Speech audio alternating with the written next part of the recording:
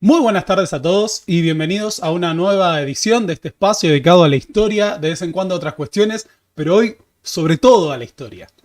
El día de hoy es 4 de julio, así que hoy vamos a tener uno de los grandes temas, que uno quiere analizar y los que quiere hablar. Ha habido mucho trabajo detrás de la transmisión del día de hoy, así que espero que la disfruten. Un único anuncio parroquial, porque hoy vamos a hablar mucho, pero el profe no tiene tanto tiempo, pero vamos a hablar mucho. Pero, no es esa. Y acá, este sábado 6 de julio voy a estar en Mar del Plata, en Club Vorterix, presentando Es Más Complejo. Están todos invitados a venir, aquellos que estén en la costa atlántica. Y nada, vamos a tener un gran momento de adoctrinamiento, de hablar de historia, de reírnos un poco y demás. Así que pueden sacar sus entradas. También voy a estar el 26 de julio en Villa General Belgrano. El 21 de julio voy a hacer un especial sobre las monarquías europeas en Capital, que se va a llamar Es Más Complejo Game of Thrones, que van a poder encontrar sobre el feudalismo, en realidad, las monarquías europeas. Pueden encontrar las entradas para esto, para Villa General Belgrano y para Córdoba Capital en la descripción de este video. Así que, sin más anuncios parroquiales, vamos a lo que nos convoca el día de hoy. El día de hoy tenemos un tema muy especial, uno de los episodios centrales de la historia contemporánea. Podríamos decir que corresponde justamente a una de las grandes revoluciones. De hecho, vamos a ver un poco el debate historiográfico al respecto.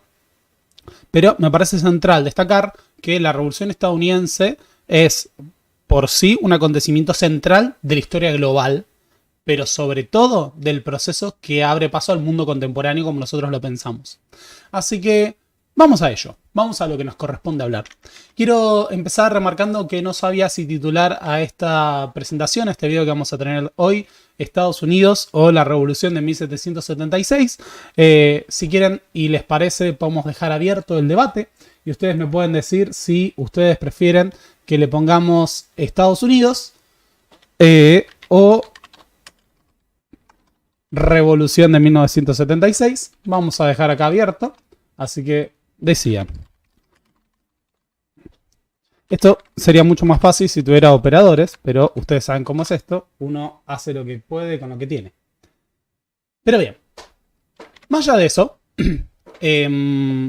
lo que observamos en este cuadro es la rendición de Charles Cornwallis en 1981 en Yorktown ante el ejército continental de George Washington y de las fuerzas francesas que intervinieron durante la Guerra de Independencia de los Estados Unidos.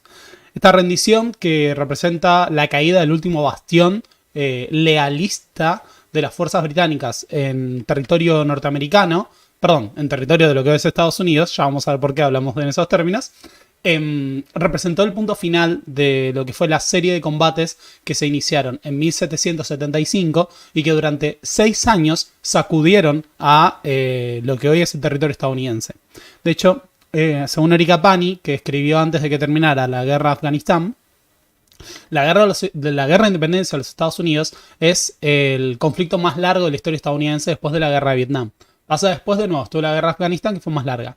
Pero es interesante que es una de las principales guerras que tiene lugar en el territorio de lo que es Estados Unidos y que como tal parió esta nueva nación.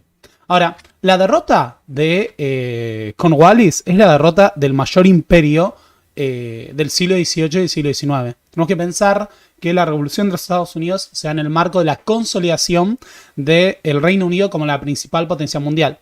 Si bien podríamos decir que esto se prefiguró a partir de la paz de Utrecht de principios del siglo XVIII, lo cierto es que a lo largo del siglo XVIII como tal se fue produciendo esa expansión imperial británica que la convirtió en la primera potencia global. Ahora, estas colonias en Norteamérica, en un territorio marginal dentro de lo que era la economía mundo, dieron lugar a una revolución que fue central porque muchos de los elementos que aparecieron en la revolución estadounidense fueron parte del marco de las revoluciones atlánticas. De hecho, para Paul Adams, un historiador que hace una historia de los Estados Unidos, la revolución estadounidense fue la revolución burguesa por excelencia. Si queremos hablar de la era de la revolución o la era de las revoluciones. En este marco hay que destacar algo, que es que la revolución estadounidense surge como una respuesta ante una renovada política colonial y fiscal del Reino Unido. Y eso inicia una serie de disturbios, represiones y enfrentamientos que terminan derivando en una guerra civil revolucionaria, guerra civil revolucionaria en la cual se constituye una nueva forma de pensar la política que va a plantear el reemplazo de un sistema monárquico por una república democrática. Después podemos discutir los alcances de qué tan democrática era. Pero lo cierto es que la Revolución estadounidense fue sumamente innovadora en el hecho de que construyó su propio lenguaje político e innovó en elementos como la idea de derechos naturales inalienables de todos los hombres. Después podemos pensar quiénes eran hombres y quiénes no. Que serían el modelo de las revoluciones burguesas de los siglos XVIII y XIX. De hecho, tenemos que pensar que no se puede concebir a la Revolución Francesa sin la Revolución Estadounidense. Pero lo que resulta llamativo y decisivo es el hecho de que estos colonos en el fin del mundo, conformando una milicia y llevándola a convertirse en un ejército profesional, fueron capaces de derrotar a la primera potencia mundial de su tiempo y conformar, ¿no?, una república de americanos en el Nuevo Mundo. Por eso el día de hoy vamos a hablar de la revolución de independencia de los Estados Unidos, si queremos, el modelo de la revolución burguesa como tal, pero además una revolución central para entender la conformación del mundo contemporáneo. Así que, nada, no sé cuánto vamos a hablar el día de hoy, va a ser largo esto. Ha habido mucho trabajo, quiero que sepan que me acosté a las 5 de la mañana ayer porque estuve trabajando todo el día ayer y el día de hoy en esto. Así que espero que lo disfruten, espero que lo aprecien y que sea enriquecedor. Pero bueno, dado que este es un tema importante y es un tema central para pensar la historia de la humanidad y de hecho la conformación del mundo en el que vivimos, quiero hacer un breve repaso bibliográfico de cuáles son las fuentes que se tuvieron en cuenta a la hora de elaborar este video. Cuando yo estudiaba hace 10 años Historia América 2 y rendí Historia América 2 en la carrera de Historia, elegí como tema justamente la revolución en los Estados Unidos. En ese momento, mi profesora, Garro, no me pregunten qué andará, nos daba como bibliografía para pensar Estados Unidos uno de los libros de la colección de historia contemporánea del siglo XXI, que es Los Estados Unidos de América, de Will Paul Adams. Will Paul Adams define a la revolución estadounidense como la revolución burguesa por excelencia. Plantea que si bien a lo largo de lo que fue el debate sobre la Revolución Francesa que emerge en los 200 años, se planteó toda esta cuestión del revisionismo, de despojar a la Revolución Francesa de contenido burgués, de plantear que la Revolución Francesa fue más una revolución ideológica, después vino el planteo de Hobsbawm y demás, que en este marco no hay nada que represente más el espíritu de una burguesía capitalista meritocrática como tal que la revolución de los Estados Unidos, impulsada por un sector que planteaba romper con la monarquía para conformar una república, romper con lazos de dependencia colonial para conformar una sociedad capitalista, entre comillas, de libre mercado, entre otras cuestiones. En ese sentido, este libro es una obra muy importante que fue muy influyente durante los últimos años para pensar la revolución estadounidense. Sin embargo, ha habido renovaciones. De hecho, cuando yo daba clases de historia contemporánea en la Universidad de Morón, utilizábamos el libro de Erika Pani, que es parte de la colección Historia Mínima. Erika Pani publicó Historia Mínima de Estados Unidos. Este es un libro un poco más corto, pero también más completo, en el sentido de que abarca un periodo más extenso que el trabajo de Adams y a su vez toma muchos aportes que hizo la historiografía en los últimos 25 años. Igual este se publica hace unos 10, menos de 10 años, si no me equivoco, creo que es de 2016, ahora no me acuerdo el año exacto, pero es un libro muy completo en este sentido, esquemático, pero muy completo, que trae muchos de estos aportes y una visión bastante más actualizada. Acá Erika Pani lo que hace es incorporar un gran debate que es interesante, que es que cuando se construye la cosmovisión sobre la revolución de los Estados Unidos, se piensa la revolución de Estados Unidos desde la propia historia estadounidense como un gran mito fundacional. Entonces se construye obviamente una visión idealizada, ¿no? Los padres fundadores que conformaron un proyecto ideal, la primera democracia, la primera República Democrática Americana, la revolución que alumbró las ideas de la razón y la igualdad y demás. Posteriormente, en el marco del siglo XX, empezaron los cuestionamientos a esto. Eso ha llevado al surgimiento de dos grandes interpretaciones historiográficas, dice Erika Pani, sobre la revolución estadounidense. Una es la interpretación, no me sale la expresión que les quiero utilizar, una es la del conflicto Y la otra no es la de la concordancia, es otra palabra la que usa Pani. No es la de la coincidencia, el conflicto y la conciliación, si no me equivoco. La, la hipótesis de la conciliación básicamente lo que sostiene es que la Revolución Estadounidense lo que hizo fue construir un mundo más equitativo que estaba marcado por la idea de un sentir nacional que caracterizaba a todas las colonias en lo que es Estados Unidos, que como tales todos los miembros de la sociedad fueron partícipes activos de ese proceso revolucionario, aunque no se vieran beneficiados por igual, y que en el largo plazo destacar los avances positivos de la revolución es un hecho a reivindicar para la historia de la humanidad, como parte de un proceso lineal de desarrollo. Y después está la hipótesis del conflicto o el marco interpretativo del conflicto. Esta considera que a lo largo de la construcción del imaginario sobre la revolución estadounidense hubo voces que fueron acalladas. Por ejemplo, las voces de los lealistas, aquellos que, por ejemplo, siendo americanos, no estuvieron del lado de los patriotas durante la revolución, sino que al contrario, planteaban seguir siendo parte del Reino Unido. O, por ejemplo, las voces de los afroamericanos, los sectores blancos pobres, muchas veces los que tenían que poner el cuerpo en el marco de los combates, y los pueblos nativos de Norteamérica. ¿Por qué esto es importante? Voy a bajar apenas el volumen de esto. Porque esto es importante, va a decir Erika Pani, porque en esa narrativa que se construyó de la revolución estadounidense lineal, pensándola como un proceso de progreso para todos, lo cierto es que no, se acallaron voces disidentes y además cómo esto tuvo un impacto muy diferenciado. Para aquellos que siguieron siendo esclavos después de la revolución no fue la luz de la esperanza, el desarrollo, entre otras cuestiones. Sin embargo, lo que hace Erika Pani es también ponerlo en contexto global y plantear que como tal la revolución estadounidense es un episodio central de la historia de la humanidad porque constituyó la primera potencia hegemónica del mundo. Además, va a decir Erika Pani, construye un nuevo lenguaje político. Vamos a retomar esto a posteriori para plantear cómo se construyen los imaginarios democráticos de la revolución. Si queremos una visión más problemática, más rupturista de la revolución, está el trabajo de Howard Zinn. Howard Zinn publicó, la última edición fue a principios del siglo XX, pero la primera fue a finales de... Perdón, la última edición fue a principios del siglo XXI, pero la primera fue a finales del siglo XX. Publicó La otra historia de los Estados Unidos, o en inglés, A People's History of the United States. Esta es una historia desde un enfoque materialista histórico, desde abajo de la historia de los Estados Unidos, que lo que se propuso fue darle voz justamente a los sectores históricamente más desplazados, pensando en los afroamericanos, pensando en las mujeres, los hombres blancos pobres, los inmigrantes. Hacer una historia desde abajo para ver cómo, en la narrativa construida sobre la historia de los Estados Unidos, en realidad, lo que se hizo fue apelar a el universo construido por las clases dominantes y, en ese sentido, invisibilizar el sufrimiento de otros. Desde el punto de vista de Howard Zinn, la revolución estadounidense fue el producto del trabajo de la casta dominante que existía en el mundo colonial, que se propuso tomar el poder desplazando a el único rival que le quedaba de peso, que era el Reino Unido.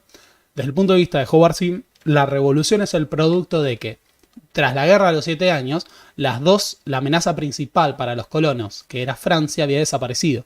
Y como tal, ya no necesitaban al Reino Unido como tal.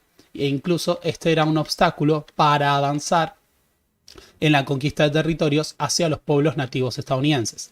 Este es un gran libro, muy gran libro, que en su última edición abarca hasta principios del siglo XXI, llega hasta la presidencia de George Bush, hijo.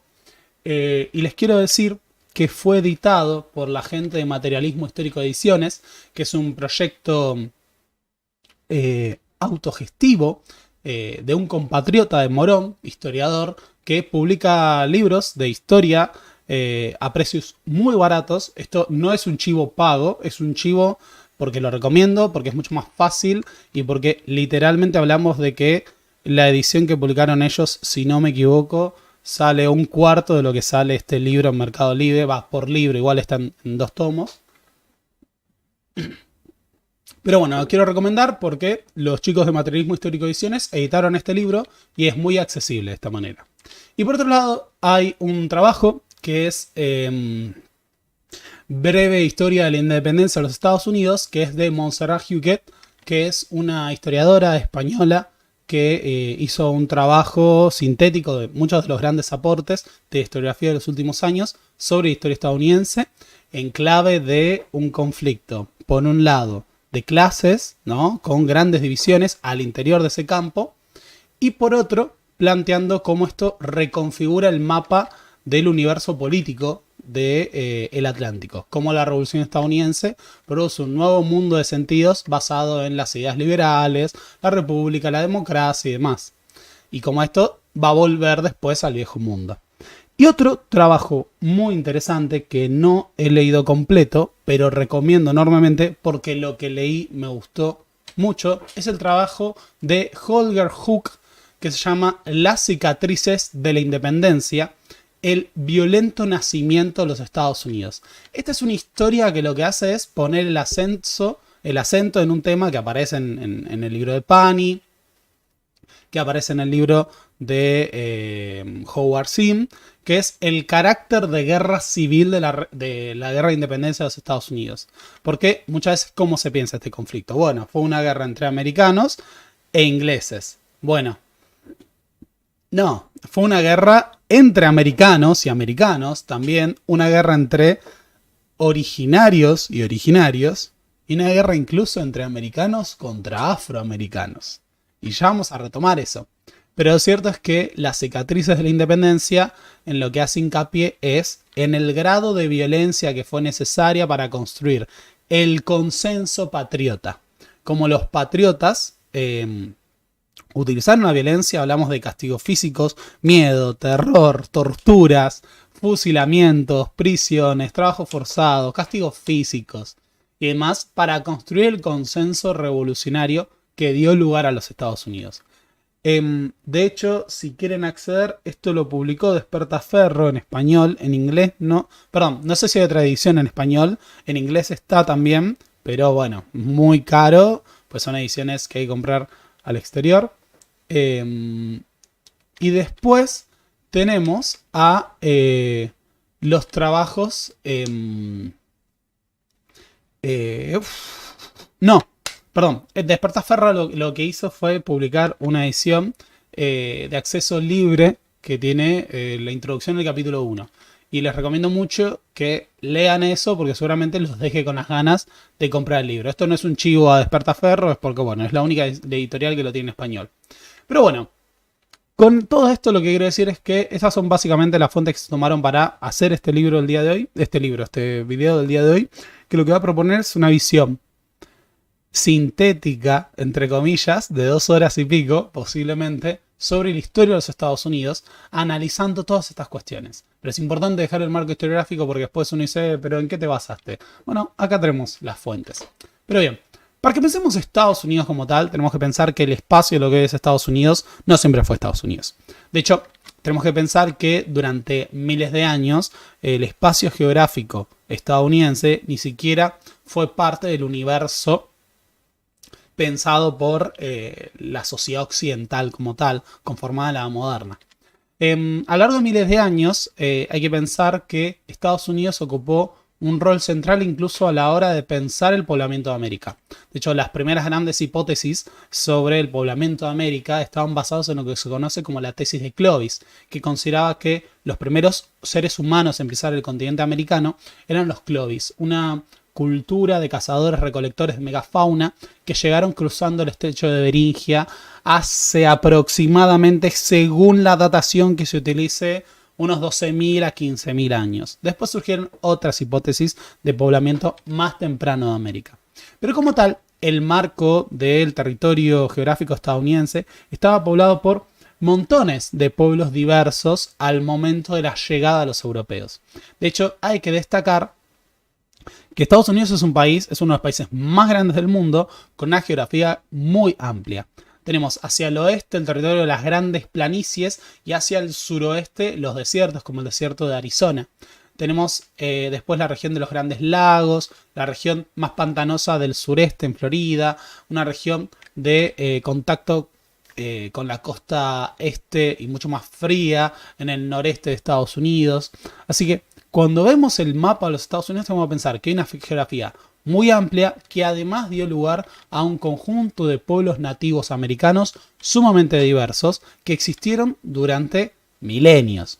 Y acá hay que destacar otro punto más, que no va a ser el tema de charla del día de hoy, pero bien podría serlo en el día de mañana, que es que los pueblos nativos de Estados Unidos ocuparon un espacio mucho mayor al mundo colonial estadounidense y tuvieron una existencia de siglos posteriormente porque no fueron reducidos en su totalidad hasta la conquista del oeste y hasta finales del siglo XIX todavía tenemos campañas para apropiarse de estos territorios. También hay que destacar que en general se piensa estos pueblos únicamente a partir de las tribus o parcialidades de cazadores-recolectores o de nómades, pero hacia la región del sur el contacto con la región de Mesoamérica también había llevado al desarrollo de sociedades más estratificadas como tales. Pero bueno, Erika Pani sostiene que el descubrimiento, entre comillas, y la conquista de América por parte de los europeos y también de Estados Unidos, esto no hay que pensarlo únicamente para América Latina, lo que hace es poner en contacto tres grandes continentes: el continente europeo, el continente americano y el continente africano. Esa conquista lo que hizo fue volcar en un mismo espacio sociedades, religiones, modos de producción, formaciones sociales, microorganismos, animales, especies vegetales de lo más diversos. Los conquistadores no solo alteraron el mundo de los pobladores a través de la conquista y la colonización, sino que también introdujeron nuevas especies vegetales y animales que muchas veces llegaron a cambiar el desarrollo de la flora y fauna de la región. Acá hay que destacar que lo que se conoce como la era de los descubrimientos, entre comillas, comillas, comillas, que es la exploración y la expansión europea hacia el Atlántico y el Pacífico en la búsqueda de nuevas rutas comerciales, especias, metales preciosos y demás, llevan a la exploración de lo que hoy es América. Ahora, Norteamérica fue explorada no solo por los ingleses, que es en general a quien se lo atribuye, sino también por los españoles. De hecho, son los que le ponen el nombre a la Florida y dejan una serie de asentamientos muy importantes. También hay que destacar que en la costa oeste, territorios de lo que hoy es California y demás, en su momento fueron parte del Virreinato de Nueva España. Y también tenemos que mencionar la colonización holandesa, que fundaron ciudades como Nueva Ámsterdam, y la colonización francesa, sobre todo. Hubo exploradores franceses, holandeses, españoles, británicos, entre otros, que se internaron en estos territorios. Ahora, para pensar en la historia de los Estados Unidos, necesariamente tenemos que hablar de la colonización inglesa. La colonización inglesa, como tal, se va a establecer en el siglo XVII. Pero a finales del siglo XVI hubo un primer proyecto que fue el asentamiento construido por, comandado en su momento dirigido, ¿no?, por Sir Walter Raleigh, que fue el asentamiento de Roanoke. Roanoke fue un asentamiento que se estableció en lo que hoy es Virginia y que a finales del siglo XVI propuso iniciar el poblamiento y colonización de América por parte de los europeos. Este asentamiento no perduró y de hecho cuando se lo visitó nuevamente en 1590 se lo encontró totalmente abandonado y está hasta el día de hoy la discusión sobre, bueno, de qué murieron o dónde quedaron los colonos que habían venido a Roanoke. Lo cierto es que la colonización progresiva del espacio norteamericano por los ingleses se va a dar durante el siglo XVII y se va a dar en una serie de acercamientos progresivos que no se hacen, tenemos que pensarlo, con una ocupación territorial a gran escala como, no sé, la conquista de Mesoamérica por España. Sino que la exploración y colonización británica se da en la región de la costa este y es muy progresiva. Tenemos que pensar que no hubo un gran avance territorial como ocurrió en otros casos.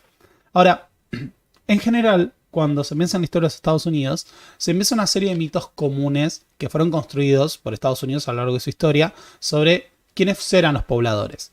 Y en general se piensa en el mito del Día de Acción de Gracias y demás, y se construye esta idea de que eran familias esforzadas de colonos disidentes religiosos que con sus propios medios y posibilidades llegaron a América para construir una sociedad más igualitaria y democrática.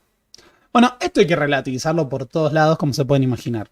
Como hace Erika Pani, como hacen Linebaugh y Rediker en la serie de libros que estuvimos viendo sobre la Hidra de la Revolución. Lo cierto es que la colonización de Estados Unidos está estrechamente ligada a la historia y la implantación del capitalismo en Inglaterra y en el Atlántico en general. De hecho, los procesos de cercamientos, de privatizaciones de tierra, generaron una masa de población sin tierra que tenía que ser en muchas ocasiones desplazada forzosamente para que viniera a lo que hoy es Estados Unidos. De hecho, hubo toda una serie de legislaciones para perseguir a los vagabundos, que eran todos aquellos que no tenían propiedades ni trabajo para los que tenían propiedades, que fueron muchas veces deportados a América tras castigos corporales, quemaduras con fierros, con hierros calientes y demás, o mutilaciones, que se utilizaba para disciplinarlos, imponerles el trabajo asalariado e incluso la deportación a las colonias. Esto también está atado a la historia de la conquista de Irlanda por parte, primero, de los Tudor y después de los Stuart y de la Revolución Inglesa. En ese marco hubo una gran población de irlandeses que fueron desplazados forzosamente, en muchas ocasiones como servants, como siervos temporales, para trabajar en las colonias británicas en Norteamérica. En este punto hay que destacar que no solo se trataba de familias, ni mucho menos, sino que gran parte de la colonización fue llevada adelante por las compañías comerciales británicas, como la Virginia Company, una compañía de capitales privados que se dedicó a invertir en la colonización del Nuevo Mundo. Muchas veces trayendo a estos desplazados por las expropiaciones. De hecho, la Virginia Company tenía el poder para, mediante patrullas de enganche, deportar forzosamente población a las colonias americanas para hacer el trabajo duro que era necesario para asegurar la implantación del capitalismo en la región. Así, muchas veces con la calaña, con los perseguidos políticos, los campesinos expropiados, los pobres, vagabundos, soldados y marineros desmovilizados, con los artistas, con los disidentes religiosos, con toda esa mezcla, se fue poblando Estados Unidos. Muchas veces a través de un duro trabajo de deportación y además de explotación. A su vez, acá iban a encontrar condiciones de vida espantosas. Esto ya lo hemos visto en más de una ocasión, pero hubo numerosas hambrunas, enfermedades, incluso se llegó a practicar el canibalismo. A esto tenemos que destacar que se produjeron motines por las condiciones de vida entre los propios colonos contra las autoridades coloniales. En 1676, si no me equivoco, 76, es la década de 1670, se produce el motín de Bacon contra las autoridades coloniales, que era en gran parte el producto de las duras condiciones de vida. Así todo, los colonos americanos, los colonos británicos en lo que hoy es Norteamérica, las compañías comerciales, fueron construyendo un nuevo mundo basado en una suerte de autogobierno.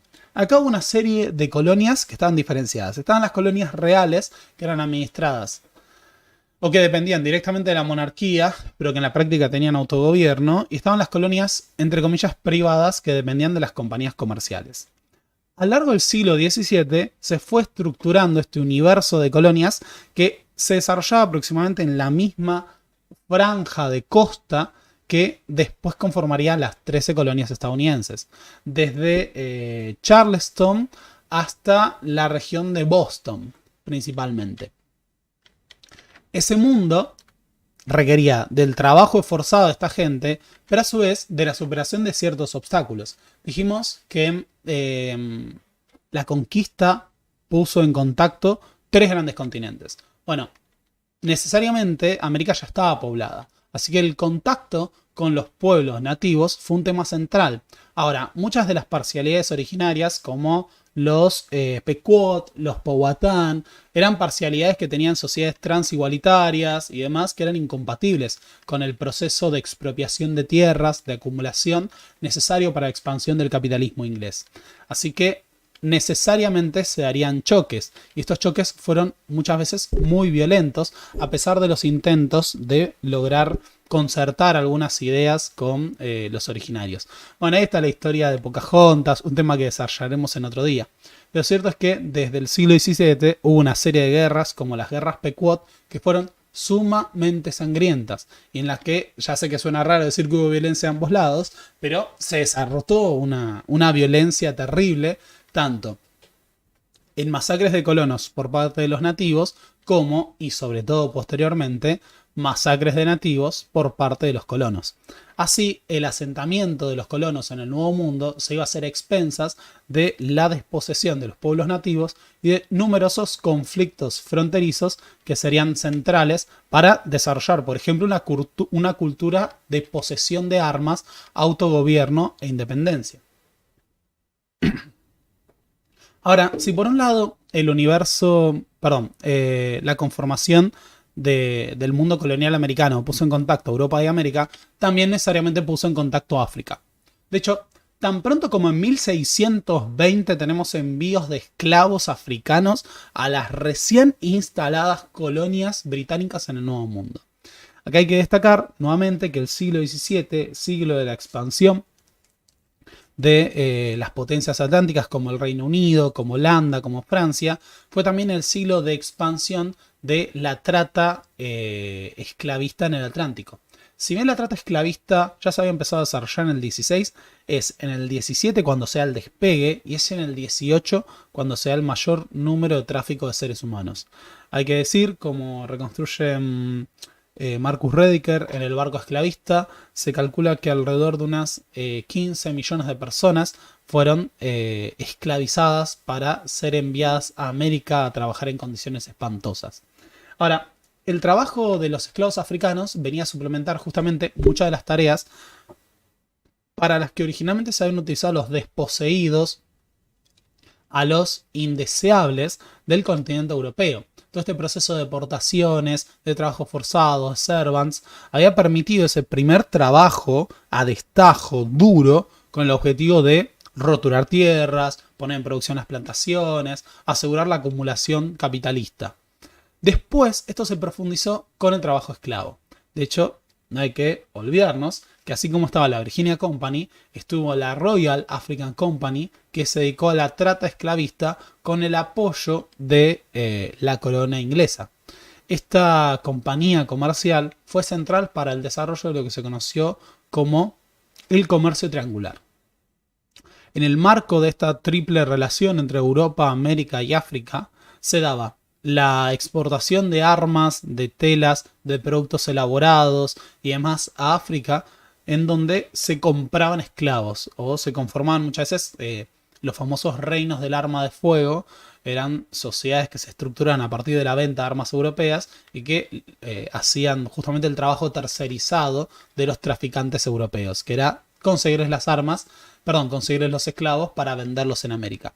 Estos esclavos eran vendidos en América sobre todo para las explotaciones de las plantaciones comerciales, en donde se desarrollaba el cultivo de productos como el café, el tabaco, el azúcar, posteriormente el algodón, y luego se volvía a Europa con estos productos comerciales, estos cultivos comerciales muy caros que eran parte del consumo de lujo de las clases propietarias europeas. Así, el tráfico de seres humanos se convirtió en un episodio central para la conformación del mundo colonial americano y posteriormente para la conformación de los Estados Unidos. Así, sobre todo en el sur de lo que a futuro iban a ser Estados Unidos, se desarrolló una economía de plantaciones comerciales que estaban ligadas al comercio atlántico y que eran centrales para el proceso de acumulación capitalista. En su momento, para potenciar el desarrollo y los intereses de los comerciantes ingleses, pero posteriormente también para asegurar la acumulación por parte de esta incipiente burguesía de plantadores americanos. Así, a lo largo del siglo XVIII se fue terminando de conformar, sobre todo con este impulso del comercio colonial, el mundo de las 13 colonias norteamericanas. Estas 13 colonias, como tales, eran parte del Imperio Británico y desarrollaron a su vez una particular forma de organización social. Hay que destacar lo siguiente. Cuando se produjo la colonización de América, se está dando la acumulación originaria en Inglaterra. La mayor parte de los campesinos que hasta ese momento trabajaban las tierras en las que habían vivido sus antepasados quedaron desposeídas en estos siglos. Pero en América se da un fenómeno muy singular. Había muchísima tierra. De hecho, el acceso a la propiedad de la tierra está muchísimo más extendido para los pobladores y colonos que vivían en América que para la enorme mayoría de los europeos. Esto llevó al desarrollo justamente de una extensa clase de granjeros y propietarios. Hay que diferenciar al granjero del campesino. Esto en general, nunca está de más la aclaración, pero nunca se preguntaron por qué se diferencia granjero de campesino. Bueno, el campesino produce bienes de consumo para sí mismo y el granjero produce bienes para el mercado. Son valores de cambio y no de uso. En ese sentido, hay que destacar que acá surge una importante clase de pequeños, medianos y grandes propietarios. Y la enorme mayoría, una gran parte de la población de los colonos que formaban parte de los asentamientos británicos en América, podían acceder a la tierra. Y se sentían mucho más libres, mucho más privilegiados que los ingleses que trabajaban en ese momento en las explotaciones agrícolas y que pasaban hambre. Esta idea de que podían acceder a la propiedad, de que también, por ejemplo, podían participar de los asuntos locales, fue desarrollando una visión igualitarista que planteaba que la enorme mayoría de los colonos pertenecían a un universo social común, a lo que se conoce como the middle sort o the common sort. Eran la gente común, eran la clase media, a diferencia de las grandes desigualdades que ocurrían en el continente europeo. Ahora, esta gente común compartía espacios de sociabilidad porque integraban sociedades que se dedicaban a ciertos consumos particulares, el consumo del té, el consumo del tabaco, el acceso a literatura que venía de Europa, productos manufacturados de Europa. Sin embargo, lo que no debemos infravalorar es las desigualdades sociales que existían. Había una extensa clase de blancos pobres que no tenían propiedades, también de irlandeses que habían sido traídos a América para hacer la mano de obra que trabajaba en duras condiciones, un pequeño grupo de mestizos. El mestizaje fue mucho menos practicado en Norteamérica de lo que fue en los territorios más densamente poblados por pueblos originarios de Mesoamérica o Andes. Y también debemos destacar la importancia que tenía el contacto con los nativos americanos y con los africanos. O sea, es una sociedad en la cual, es verdad, los blancos tienen un gran acceso a la propiedad de la tierra, pero después teníamos nativos que vivían en una situación de intercambios, pero también guerras y enfrentamientos con lo que era el hambre de tierra de los colonos, y teníamos esa situación de la esclavitud africana. No debemos obviar que la esclavitud era un elemento permanente y un componente necesario del modo de vida de las colonias. Esta idea de que podía haber tantos propietarios y granjeros en una masa de tierras tan amplias significaba también que era necesaria la mano de obra de los esclavos africanos para poner en valor esas tierras. Ahora, acá hay que hacer una diferenciación entre el norte y el sur que ya se podía detectar en la era colonial. O sea, esta serie de colonias, ¿no?, desde Nueva York, Boston, Pensilvania, Virginia, Carolina del Norte, Carolina del Sur, Georgia, yendo de norte a sur, tenían a su vez una composición étnica diferenciada, producto de lo que era la presencia de esclavos africanos. Así, por ejemplo, si uno se paraba en el sur de lo que es Estados Unidos, vemos que había una mayor proporción de esclavos que de blancos. Y si nos vamos al norte, los esclavos son una minoría.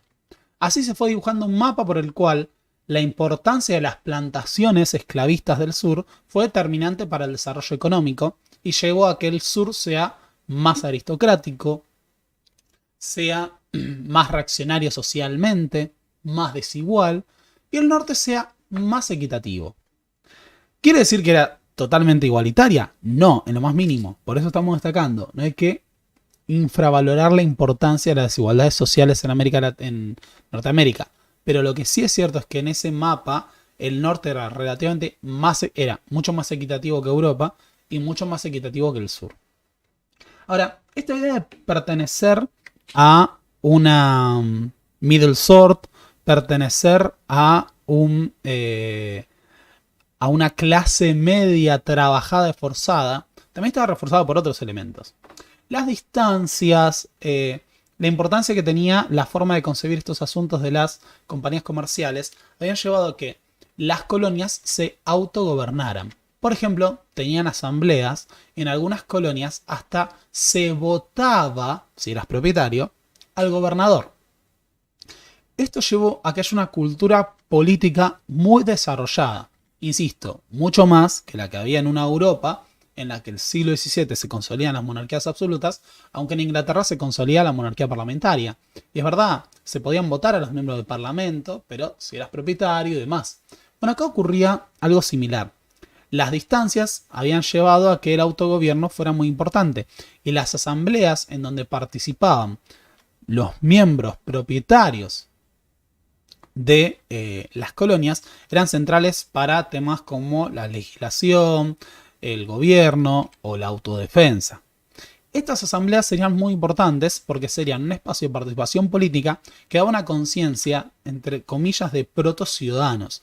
De hecho, ya en el siglo XVII, siglo XVIII se hablaba de la libertad americana, en cierta manera homologada a lo que era en su momento la libertad inglesa. Porque en Inglaterra había una cultura política extendida, como veremos posteriormente, que era el producto de su propio desarrollo. Así los vecinos, aquellos que eran propietarios, que eran hombres, que eran blancos, participaban de ese universo político. Y también tenían el derecho a empuñar armas. Porque tenemos que pensar que esta es una sociedad de frontera. Una sociedad de frontera en donde hay amenazas. Está la amenaza de los nativos americanos, porque hay un proceso progresivo de expansión hacia el oeste, hambre de tierras para seguir roturando y explotando, que lleva al conflicto con los nativos. Está la presencia de otras potencias europeas, ya vamos a hablar de esto, pero sobre todo de Francia, que puede ser una amenaza para los territorios de los colonos americanos. Está la presencia de los esclavos, que tienen que ser mantenidos en su lugar. Tenemos que pensar que las rebeliones de esclavos fueron una norma en la historia del colonialismo americano. Así surgen los Minutemen, que son los milicianos coloniales, sobre todo en lo que eran las regiones de lo que se conocía como Nueva Inglaterra. Existía una fuerza cuasi permanente de milicianos que estaban compuestos por una leva de los colonos armados que en caso de un ataque fronterizo, en caso de guerra con la potencia, tendrían que tomar sus armas para enfrentar, y de vez en cuando hacían ejercicios ocasionales. Estos eran hombres que conocían el territorio en el que vivían, que eran propietarios, que formaban parte de ese universo social y tenían mucha conciencia de arraigo hacia el territorio en el que vivían. También es cierto que esta era una sociedad sumamente informada. De hecho, hubo un gran desarrollo de imprenta y la prensa en la América colonial, que llevaba a que haya periódicos de las diversas colonias que eran semanales incluso y que los mantenían informados de los asuntos, no solo locales, sino que también de la política exterior. Si se fijan, conteniendo consejos y demás, noticias del extranjero, del interior. Ahora, esa idea de la desigualdad y demás también tiene consecuencias en este marco. De hecho, así como existía la milicia y la podíamos concebir como la leva de los propietarios armados con el derecho a la autodefensa y la protección de sus tierras, también teníamos grandes conflictos producto de lo que era el reclutamiento forzoso. De la misma manera que ocurría en Europa, en América, los blancos pobres no propietarios, los irlandeses, algún negro... sonó muy mal ese negro, pero bueno, perdón. No, igual, usaban la palabra... No importa. Porque aparece en las bibliografías, aparece así, lo siento. Los negros libres, los esclavos liberados, podían ser muchas veces reclutados forzosamente para ir a combatir, para participar de la Armada Real, para ser parte del ejército de línea. Era una gran presión porque las condiciones de vida en la Armada Real eran espantosas. De hecho, Rediker calcula que alrededor de 1 de cada 6 muertos en la Armada Real eran por combate. El resto morían por las terribles condiciones de vida. En el ejército también, casi siempre ser agarrado por la patrulla de enganche era equivalente a una condena de muerte. Más tarde o más temprano, por una bala, por una herida, por la mala alimentación, por las enfermedades. De hecho, en 1747, una serie de motines contra las patrullas de enganche que tuvieron como protagonistas a los blancos pobres de lo que es Estados Unidos, que eran las víctimas de ese proceso de expropiación de cuerpos para asegurar la maquinaria imperial británica. El imperio británico se sostiene con soldados. ¿Que dónde van a venir? De los sectores pobres. El siglo XVIII fue un gran siglo de reclutamiento de los sectores más bajos para utilizar como mano de obra en la expansión colonial o en la defensa de esos territorios. Otro fenómeno muy interesante que tiene lugar, como dice Erika Pani, en el siglo XVIII, es lo que se conoce como el Gran Despertar. ¿Qué fue el Gran Despertar? Fue un auge del fervor religioso de las iglesias puritanas entre las décadas de 1730 y 1760. Hubo varios grandes despertares, como son conocidos en la cultura de la historia del cristianismo protestante. Ahora, en América esto tuvo mucha influencia y es importante porque a partir de la prédica de estos ministros puritanos, se conformaban congregaciones religiosas que tenían mucho peso y que, dado que los puritanos estaban basados en las doctrinas del calvinismo, eran concebidos como iglesias civiles asamblearias. Esto debilitó mucho el poder de la iglesia anglicana en territorio de lo que es Estados Unidos. O sea, la iglesia anglicana no era la iglesia puritana. Y como tal, el hecho del fervor de los puritanos hizo que no solo se pensara esta relación comunitaria y demás, sino que también se cuestionara el poder que tenía la iglesia estatal inglesa. Otro tema interesante y no menor, que tendría peso para, esto es literal, hago esta aclaración, pero para el surgimiento de grupos como la Sociedad de Amigos del Negro, se llamaba así, perdón por la palabra, que era una sociedad que defendía la liberación de los esclavos y demás, fue importante porque hubo una gran prédica de estos ministros entre la población afroamericana, entre los esclavos e incluso entre los esclavos liberados. Y en este sentido, ramas de la iglesia bautista, por ejemplo, llevaron a que surjan comunidades cristianas afroamericanas muy importantes que fueron entendidas como iguales. Porque, al igual que había ocurrido en la Edad Media, vos, hermano, sos cristiano, por lo tanto sos humano. Pero bueno, lo cierto es que había un universo de sociabilidad muy amplio que iba desde esa vida política, desde la comunicación que se da a través de los periódicos, la conformación de la milicia, las iglesias puritanas, entendidas como iglesias civiles, pero también ese universo de consumos que daban cuenta que uno pertenecía a lo que acá en la América criolla se conocía como la gente respetable. El consumo del té, de ciertos productos elaborados, ciertas telas, ciertas ropas, ciertos libros y demás. Ahora, a pesar de que de nuevo no debemos infravalorar las desigualdades sociales y regionales, en la construcción mental de los colonos americanos, ellos pertenecían a una misma clase de hombre. Una clase de hombres que eran propietarios, que eran libres, que tenían derechos políticos, autonomía y que eran ciudadanos ingleses libres que vivían con las libertades americanas. Y que entendían ciertos principios que referían obviamente a la cuestión de el buen gobierno. Ya vamos a volver a eso. Ahora, lo interesante es que esta construcción de una identidad de somos toda la misma clase de hombres siempre hacía hincapié en que somos blancos, somos propietarios, pagamos impuestos.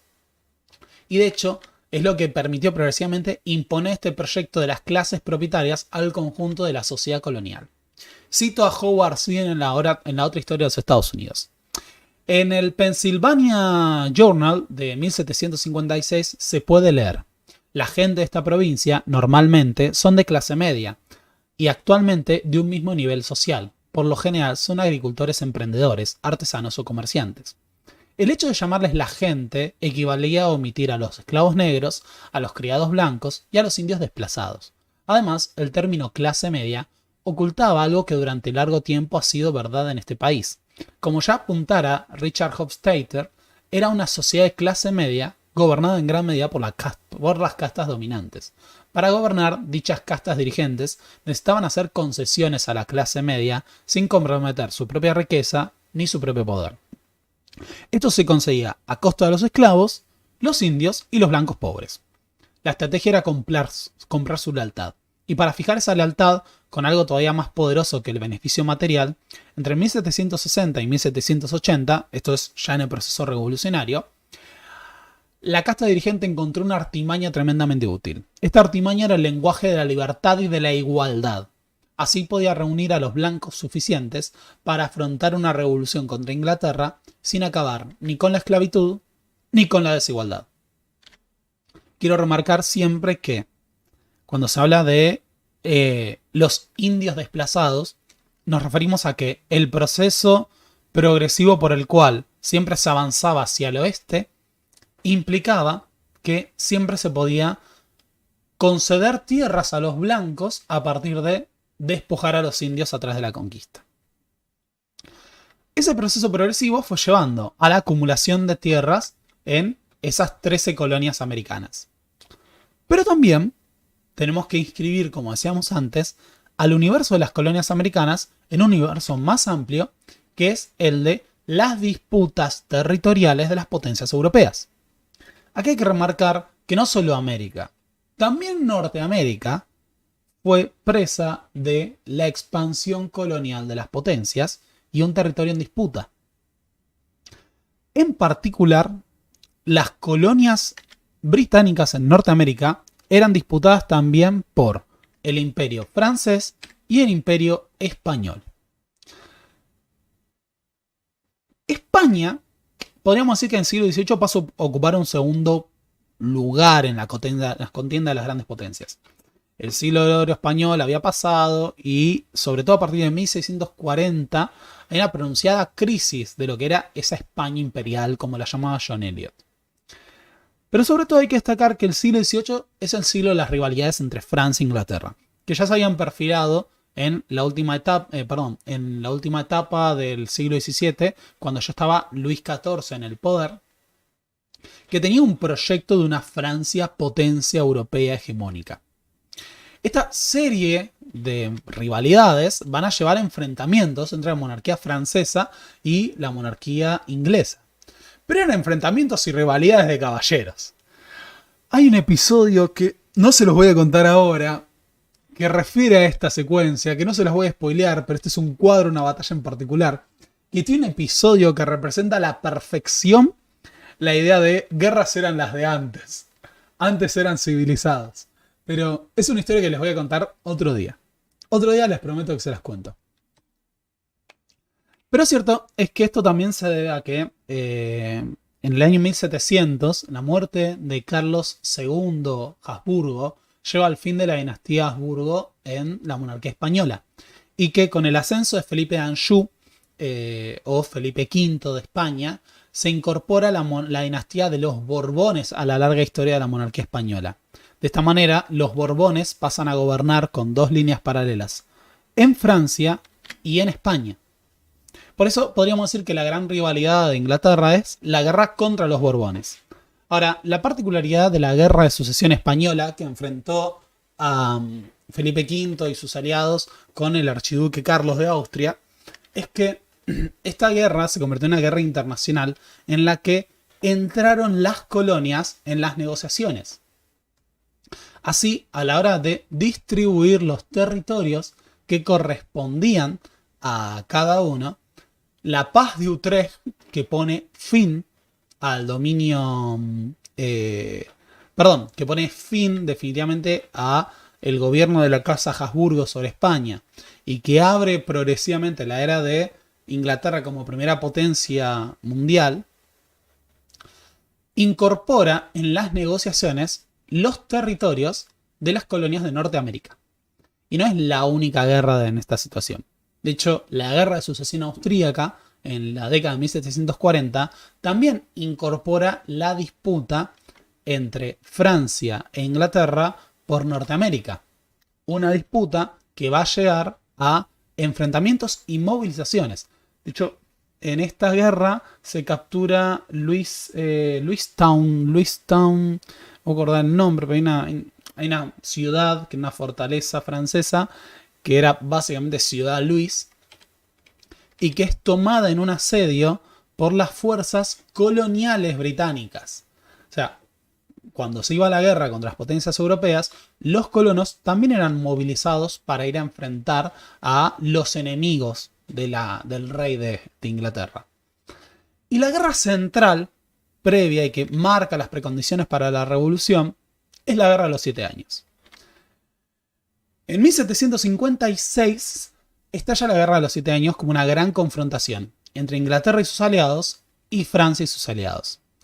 Esta fue para algunos una suerte de gran guerra mundial, ya que fue la primera guerra que como tal se luchó en todos los continentes al mismo tiempo. Esta guerra entre las monarquías europeas enfrentaba, por ejemplo, de la mano de Inglaterra a el reino de Prusia. Francia estaba también del lado de Inglaterra, históricamente un aliado es Portugal.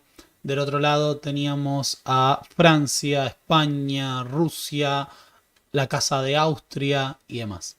La Guerra de los 7 años, a su vez, tiene un paralelo.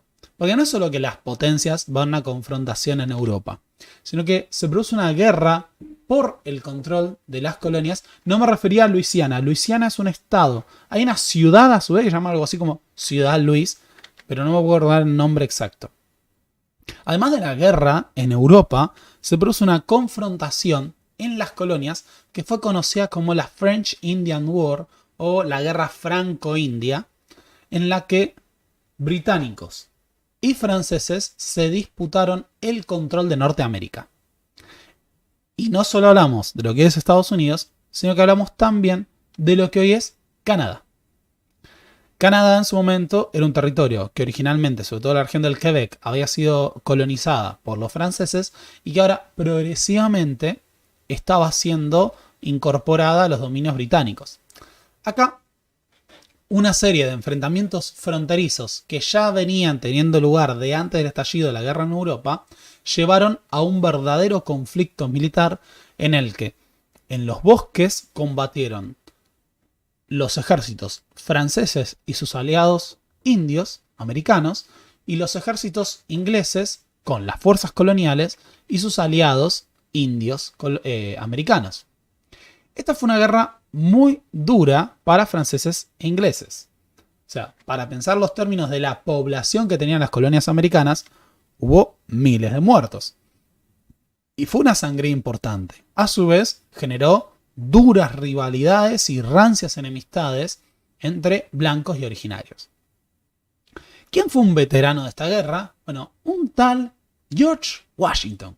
George Washington, nacido en América, fue un oficial del ejército británico durante la guerra franco-india.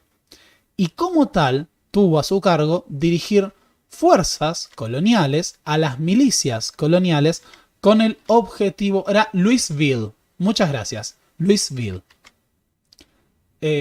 Al ejército colonial que peleó junto a las fuerzas británicas contra los franceses y sus aliados. Así, las fuerzas coloniales, que conformaban más de la mitad de las fuerzas totales del Reino Unido en la guerra franco-india, tuvieron un rol protagónico, porque conocían el terreno, conocían a la población local, podían moverse fácilmente por los bosques y aprovisionarse, y llevaron gran parte de lo que fue el punto más duro de esa guerra.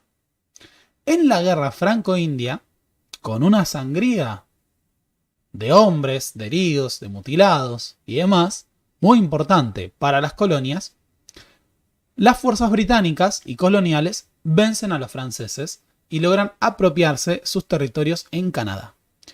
Otro de los oficiales que en esta época participa de la guerra franco-india y que va a tener un rol protagónico a posteriori, es un tal Horatio Gates. Pero también hay que destacar una cuestión.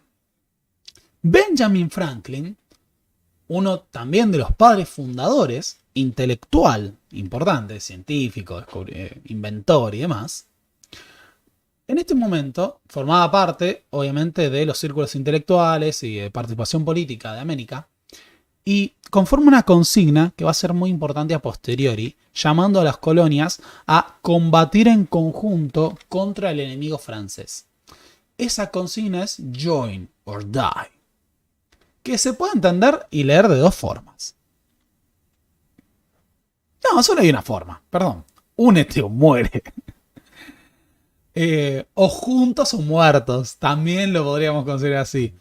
Pero la consigna esencial es que las colonias tienen que estar unidas para poder derrotar a los otros. Pero también es que aquellos que no se unan a la causa van a morir. Esta consigna va a ser utilizada posteriormente por las fuerzas revolucionarias. Ahora, la guerra franco-india como tal fue una guerra que marcó varias cuestiones. Una es la capacidad de los colonos de ir a la guerra. Fue la experiencia militar fundamental. De nuevo no lo hice hasta ahora, pero no está de más. Si lo queremos pensar con la óptica con la que pensamos los argentinos nuestra propia historia, podríamos decir que la guerra franco-india es un antecedente lejanamente similar a la revolución en Estados Unidos, como fueron las invasiones inglesas a la revolución en el Río de la Plata. Dije lejanamente similar, por favor no saquen de contexto, pero para pensar. Ahora, con el triunfo de las fuerzas británicas sobre los franceses, se dio la acumulación de una serie de territorios que hasta ese momento estaban en disputa. Entre ellas, Canadá. La región de Canadá va a pasar a ser un área de control de el Reino Unido. Y esta rivalidad histórica está dando cada vez más la voz cantante del triunfo a las fuerzas británicas. El Reino Unido se consolida como la gran potencia dominante de América del Norte frente a Francia, que queda en un segundo plano absoluto. En esta época gobernaba el rey Jorge III, que va a gobernar un periodo muy largo porque ascendió relativamente joven, a mediados del siglo avanzada, la segunda mitad del siglo, no, mediados del siglo XVIII, y va a gobernar hasta entrado del siglo XIX. El rey Jorge III, como tal, era parte de una monarquía que es una monarquía parlamentaria. La monarquía parlamentaria se terminó de consolidar en Inglaterra con la Revolución Gloriosa de 1688. En esta época tenía dos grandes cámaras, que son las dos cámaras históricas, que es la Cámara de los Comunes y la Cámara de los Lores, ¿no? La nobleza de sangre histórica y los sectores burgueses. Ahora, el siglo XVIII había estado marcado por las disputas entre dos grandes bandos dentro de lo que eran los partidos políticos del Reino Unido. El partido Whig, que era el partido que podríamos llamar burgués, liberal, históricamente. El partido Tory, que era el partido aristocrático. La primera mitad del siglo XVIII había estado marcado por lo que fue la supremacía de los Whig. Los Whig habían sido la fuerza política más importante, habían dominado el parlamento como tal, y habían sido los protagonistas de esas reformas, de la expansión colonial y demás que había beneficiado al Reino Unido. Los Tories, que eran históricamente los conservadores, al día de hoy se utiliza la expresión Tory para referirnos a los conservadores, empezaron a ganar las elecciones desde mediados del siglo XVIII. Pero, si bien como partidos estaban medio desestructurados a esta altura de las circunstancias, hay que destacar algo, que es que el gobierno de Jorge III estuvo marcado por la primacía en torno a su persona de los grupos llamados Tories, porque planteaban darle más poder al monarca y que éste tenga un poder de decisión mucho más importante. En esta época, la sociedad inglesa, debemos remarcar, es parte de lo que es la primera, es la gran potencia militar de este periodo, es la gran potencia económica y cultural, y el Reino Unido como tal depende, a su vez, de la explotación de sus colonias para sostener este nivel de vida, de una potencia. Y en esta época, el Reino Unido tiene colonias en América, en África, y en Asia. Ahora, sostener el imperio colonial requería de una presencia militar importante. Una poderosa flota, la flota más poderosa del mundo en esta época. Requería sostener ejército, administración. Y la guerra había sido muy costosa. Tanto para el Reino Unido como para Francia, la Guerra de los 7 años fue la gran confrontación militar del siglo XVIII. Y lo podría haber sido en todo el siglo XVIII de no ser porque ocurrió la Revolución Francesa y sumió a Europa en una serie de guerras más destructivas. Y ahora lo que había que hacer era que las colonias paguen el costo de su protección. Haber sostenido estas guerras para mantener las colonias en manos del Reino Unido había requerido un esfuerzo militar que se esperaba las 13 colonias pudieran pagar. Ahora, esas 13 colonias, históricamente, eran una región relativamente autónoma que, como habíamos dicho antes, tenía estos dos grandes enemigos aparte de los ingleses. Los nativos y los franceses. Entonces, si queremos, la protección de los ingleses existía justamente para evitar esa otra amenaza mayor. Jorge III, en 1765, los primeros son del 65, ¿no? Son del 63, porque hay dos proclamaciones. Y ahora me vino una duda existencial. No, la primera proclamación es del 63. Me estoy confundiendo con otra ley. En la proclamación de 1763, Jorge III hace una serie de reformas que tienen el objetivo de reforzar el control de la monarquía británica sobre el territorio de Norteamérica. Esas proclamaciones indican varios puntos.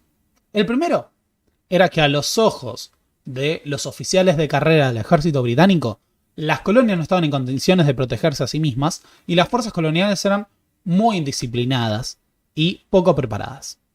Así que, para asegurar el control de las colonias y su protección, iba a ser necesario empezar a acantonar al ejército británico en territorio colonial. O sea, estos territorios autónomos que hasta ese momento se defendían a sí mismos, ahora van a tener una presencia militar permanente del Reino Unido. Esto no era un detalle menor. A veces pensamos en esto, no sé, la idea de la presencia militar y digamos, bueno, se sentirían más protegidos. Pero la circulación de personas con armas, con poder, en torno al resto de la población, es históricamente una amenaza. Ya sé que suena muy National Rifle Association, lo que estoy diciendo. La Sociedad Nacional del Rifle en Estados Unidos que defienden la aportación de armas. Pero lo que es cierto es que había una costumbre, históricamente en los siglos XVI, XVII, XVIII, que en inglés se conoce como billeting, que no lo podemos traducir como acantonamiento.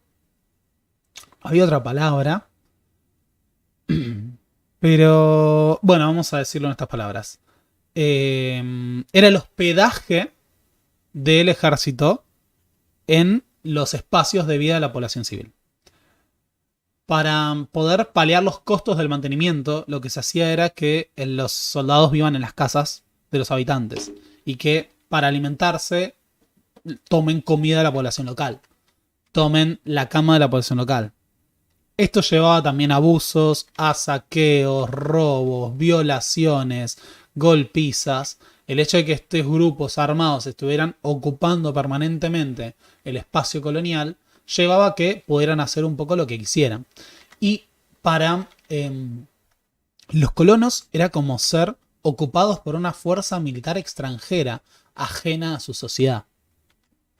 Así que, por un lado, lo que aumentó es la presencia militar británica en las colonias. O sea, las fuerzas profesionales vinieron para luchar contra los franceses y después se quedaron para mantener el orden y proteger, pero usurpando espacio de los colonos. Y la otra cuestión muy importante es la línea de frontera. Dijimos que la guerra franco-india fue una guerra en la cual se enfrentaron ingleses, franceses y parcialidades de nativos americanos. Bueno, para consolidar esto, y asegurar una suerte de paz permanente en la región, se trazó una línea de frontera fija, que es la línea de marcación de 1763.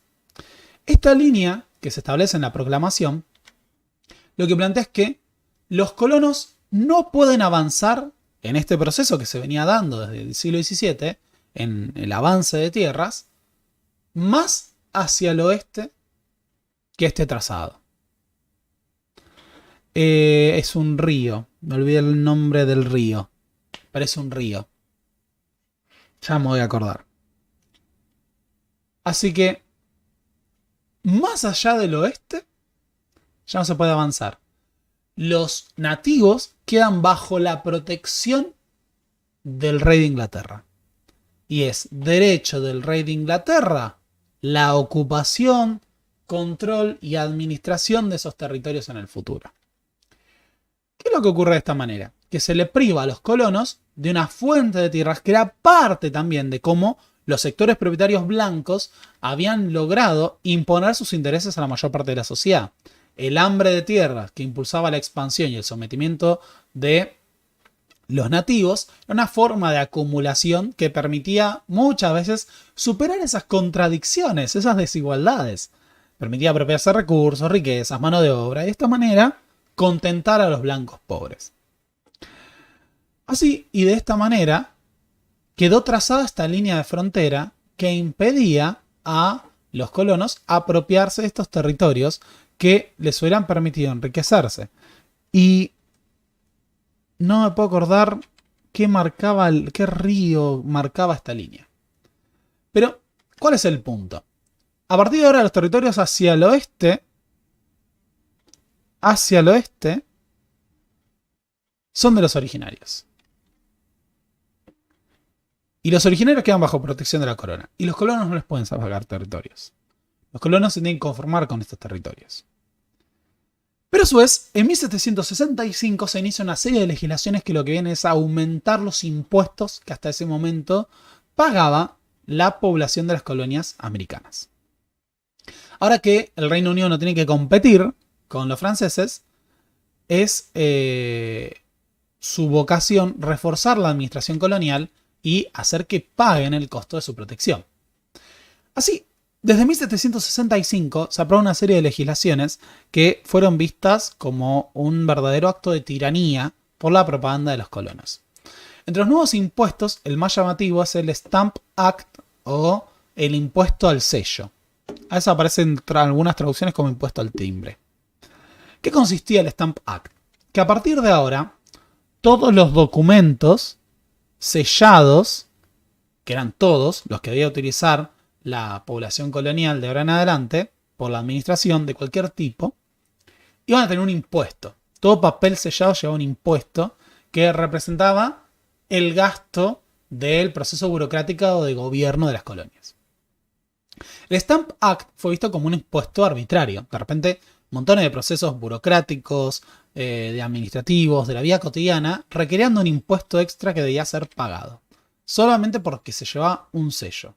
A su vez, esto venía de la mano de la presencia militar, que era incómoda para los colonos. Era como de nuevo estar bajo la ocupación de una fuerza militar extranjera que venía a ocupar el espacio propio.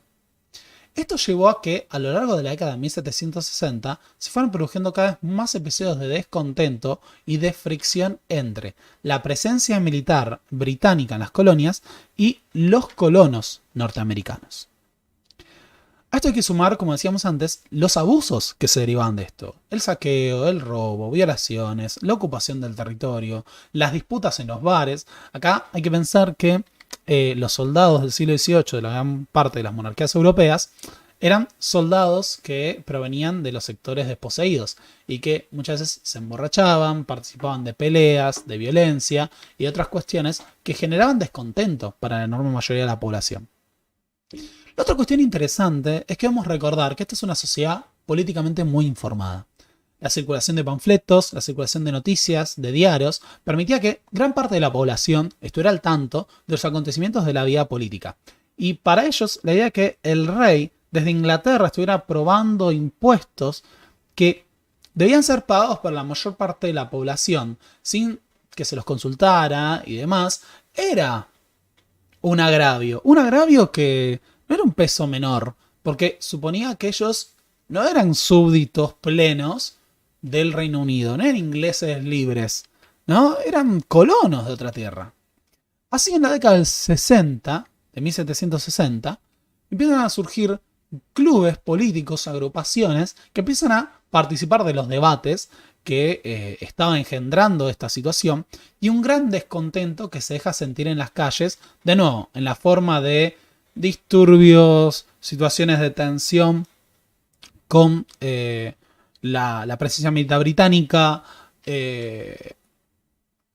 discusiones en bares y debates en materia política, que van a llevar al surgimiento de una agrupación política que va a ser conocida como los Hijos de la Libertad, los Sons of Liberty, que incluyeron a muchos de los padres fundadores como Adams de los Estados Unidos. Los verdaderos Hijos de la Libertad empezaban a reunirse en el árbol de la libertad para discutir en materia de política, para cuestionar lo que consideraban arrebatos y arbitrariedades del monarca inglés, para proponer otros proyectos y llevar adelante un boicot contra las medidas que tomaba la corona. Acá tenemos que recordar que el tráfico del comercio colonial era muy importante y muchos productos que dijimos eran considerados artículos de lujo, pero que también hacían a la pertenencia a los sectores propietarios o respetables de la población, empezaron a tener nuevos impuestos que los hacían más caros. Y eso también era un problema, porque de repente había que pagar más. Y después había productos que se producían en Estados Unidos que tuvieron que empezar a competir con otros intereses. Es el caso del té. La East Indian Trading Company empezó a traer té a Norteamérica sin impuestos. Y a su vez los productores americanos de té tenían que pagar impuestos. Esto empezó a verse como una arbitrariedad absoluta que no solo afectaba a los productores americanos, sino que establecía arbitrariedades para un producto que era considerado base de los consumos de la población. Y de nuevo, todo esto era aprobado por el Parlamento británico y el rey a la distancia, sin que haya una participación de los colonos estadounidenses. En estos debates tenemos que de nuevo pensar que de repente, para estos grupos que históricamente se habían sentido más libres, propietarios, súbditos plenos, con autonomía, de repente su situación era homologada, en cómo lo veían, ¿no?, al de los súbditos de otros territorios coloniales del Reino Unido, una condición de inferioridad, que no eran ingleses como tales. Y para colmo, en los disturbios aparecía la presencia militar británica para poner orden. Para poner orden, entonces, ahora había una presencia militar permanente. En muchos casos, de nuevo, se sentía como una ocupación. Y esto fue generando cada vez más disturbios, cada vez más confrontación. Y en esta confrontación, ojo, porque en general pensamos en los sectores propietarios y demás. Esto va a ser desarrollado en un capítulo de nuestra saga de la Hidra de la Revolución. Pero quiero adelantar que, como dice Marcus Rediker en su capítulo, y Linneville en su capítulo A Motley Crew in the American Revolution, una cuadrilla variopinta en la Revolución estadounidense, entre los grupos que confrontaban con la autoridad están no solo los propietarios históricamente, esto no es la visión de Sin, quiero remarcar, o sea, para jugar Sin, los sectores propietarios movilizaron a los otros según sus intereses, aunque bueno, también plantean que había reivindicaciones más populares, antirracistas y demás, pero como dicen Linneville y Rediker, los blancos pobres, los migrantes, los indios, los marineros, los africanos libres y los esclavos participaron de estos disturbios con sus propias reivindicaciones democráticas y radicales. Incluso las mujeres tuvieron protagonismo en estos episodios. Y esto da cuenta de cómo circulaba desde abajo la em, em, la información, las experiencias de resistencia y la oposición a la autoridad. Así se fue conformando un caldo de cultivo de movilización política contra el dominio colonial y contra las arbitrariedades que se sentía estaba imponiendo el rey de Inglaterra sobre sus súbditos. El episodio problemático llega en 1770 en Boston. 1770 en Boston, invierno, una multitud, como venía ocurriendo, protesta contra la presencia militar y confronta, después de una serie de bolas de nieve que se arrojan, con un grupo de militares acantonados. Esto está muy bien representado en el primer capítulo del trabajo de Holger Hooke sobre las cicatrices de la revolución. Acá lo que se plantea muchas veces es una visión medio naif, medio ilusa, si queremos, e inocente de esto. Lo que estoy por decir no es que hubo violencia a ambos lados, sino que entendamos lo que había detrás, que había algo más, que es lo mismo que proponen Lindbergh y Rediker. Las multitudes que salen a protestar están conformadas por grupos que tienen pulsiones igualitarias, por marineros, aquellos que han participado de rebeliones, de motines, y que protestan contra lo que consideran una injusticia, una desigualdad. Y no eran improvisados, salían con cachiporras, algunas con reforzadas con plomo, algunos tenían algún arma cortopunzante, un cuchillo, hachas y otras cuestiones, planteando la posibilidad de una revuelta popular. Y se da una situación de confrontación entre estas multitudes en Boston y una guarnición militar. El capitán trata de poner orden, pero un episodio confuso en el que pareciera que un soldado, en medio de los ataques, tropieza y dispara su arma. Este disparo sale y provoca la efervescencia de la multitud, que siente que los soldados han disparado contra ellos. Entonces, muchos de los hombres que estaban confrontando intentan agarrar los fusiles de los soldados, se acercan a pelear y los soldados abren fuego contra la multitud, dejando un saldo de decenas de muertos y heridos. Entre ellos tenderos, un afroamericano libre rebelde, marineros, propietarios, mujeres. Había una mezcla de todo. Esto fue conocido como la masacre de Boston. Y la masacre de Boston representó para muchos una afrenta, un abuso y una demostración de lo inmoral del poder del monarca sobre sus súbditos. Había disparado contra sus propios súbditos, el rey. A la forma de ver de los revolucionarios americanos, los abusos habían llegado al límite en que se le podía disparar a aquellos que protestaban. Esta es la representación más popular que se extendió en esta época sobre la masacre de Boston.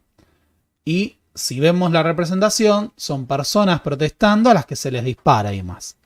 Lo que se les saca es ese rol de combatividad que había en esa motley crew, en esa cuadrilla variopinta conformado por también esa calaña de la sociedad que se proponía luchar contra la dominación y que en algunos casos tenía pulsiones o proyectos más radicales en un sentido social. Pero la masacre de Boston es un episodio inaugural para que lleguemos a la guerra de independencia como tal.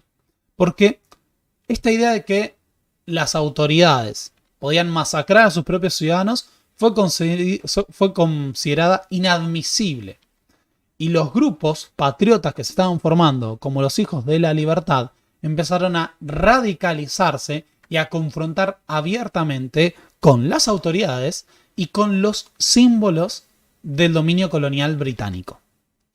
Es así que se empiezan a dar situaciones de boicot generalizado a los productos ingleses y el intercambio comercial. Los hijos de la libertad, reunidos en tabernas, empiezan a usar justamente esos espacios de sociabilidad de los colonos para extender estas ideas radicales. Inician un boicot contra los productos ingleses que va a llevar a que dejen de comprar estos productos o incluso a que ataquen sus almacenes, a los vendedores, a los comerciantes o a los buques que los transportaban. Así, en 1773, sea uno de los episodios más emblemáticos de la Revolución Estadounidense, que es el Boston Tea Party.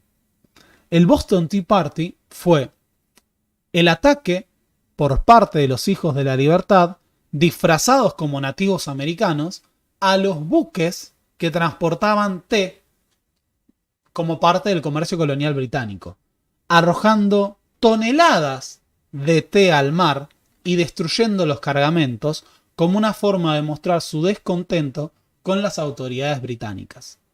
De esta manera, se empezaba a generalizar este ataque a los vínculos que unían a las colonias americanas con el Reino Unido. Esto no era todo lo que hacían. Porque uno puede decir, bueno, destruían bienes materiales. Pero no. Lo que empezó a ocurrir es que la violencia se empezó a extender en la forma de multitudes enardecidas que salían a linchar a funcionarios, comerciantes o vecinos acusados de ser lealistas.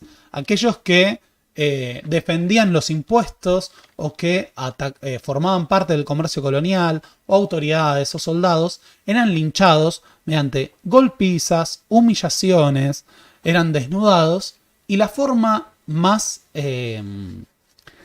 conocida de tortura y humillación que se extendió en esta época y que fue parte de un ciclo de rebelión fue el de ser emplumados. ¡Qué dolor! Esta práctica que viene desde la Edad Media, pero que fue muy popularizada por la Revolución Estadounidense, a veces en dibujos animados, en películas, te lo muestran muy inocentemente. ¿Pero qué era ser emplumados? Les tiraban a aquellos acusados de ser realistas o de ser partidarios del rey, les tiraban brea caliente en la piel y les tiraban plumas. Que claro, como la brea después no solo te quema, sino que se solidifica, hacía que se te peguen las plumas al cuerpo, además desnudo, eran brea en toda la piel. Así que básicamente te quemaban vivo y te tiraban plumas y te exponían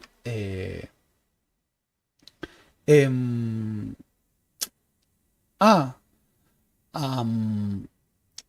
la multitud como forma de humillarte. También te hacían beber té o agua caliente y te quemaban la boca de esta manera, todo emplumado como una forma de humillación. Todo esto bajo la amenaza de que además si no te vamos a cagar a trompadas. Esta forma de tortura fue parte de esta violencia de multitud que fue estructural de la Revolución Estadounidense y que sirvió para allanar los campos. Los patriotas, a través de la amenaza, la violencia y además la exposición pública de estos son traidores, estos son lealistas, estos son tories, lo que lograban era polarizar los campos y generar miedo y sentido de unidad hacia la causa patriota. Así, los hijos de la libertad, la cuadrilla variopinta de estas multitudes, con cachiporras, con armas, con brea caliente, golpes, azotes, humillaciones y torturas, fueron allanando ese camino, a la vez que se iba radicalizando la discusión. Porque distintas esferas de la participación política en las colonias empezaron a estar afectadas por estos discursos radicales que planteaban la confrontación. Y una consigna que se hace muy popular es No taxation without representation. No pagamos impuestos sin representación política. Esto no era un accidente de la historia británica, sino que tiene sus orígenes en la Carta Magna. La Carta Magna que firma a principios del siglo XIII Juan sin Tierra, tras ser derrotado en la batalla de Bouvines contra el rey de Francia, Felipe Augusto, y después por la revuelta de los varones, fue un documento que se considera base del constitucionalismo inglés. ¿Qué planteaba la Carta Magna? Bueno, básicamente poner coto a los abusos que pueda establecer un monarca. Por ejemplo, el establecimiento de impuestos arbitrarios, así como también la imposibilidad de encarcelar a un súbdito sin juicio. Esta Carta Magna, que planteó que de ahora en adelante los impuestos debían ser aprobados consultando al Parlamento, fue el primer antecedente de la monarquía parlamentaria.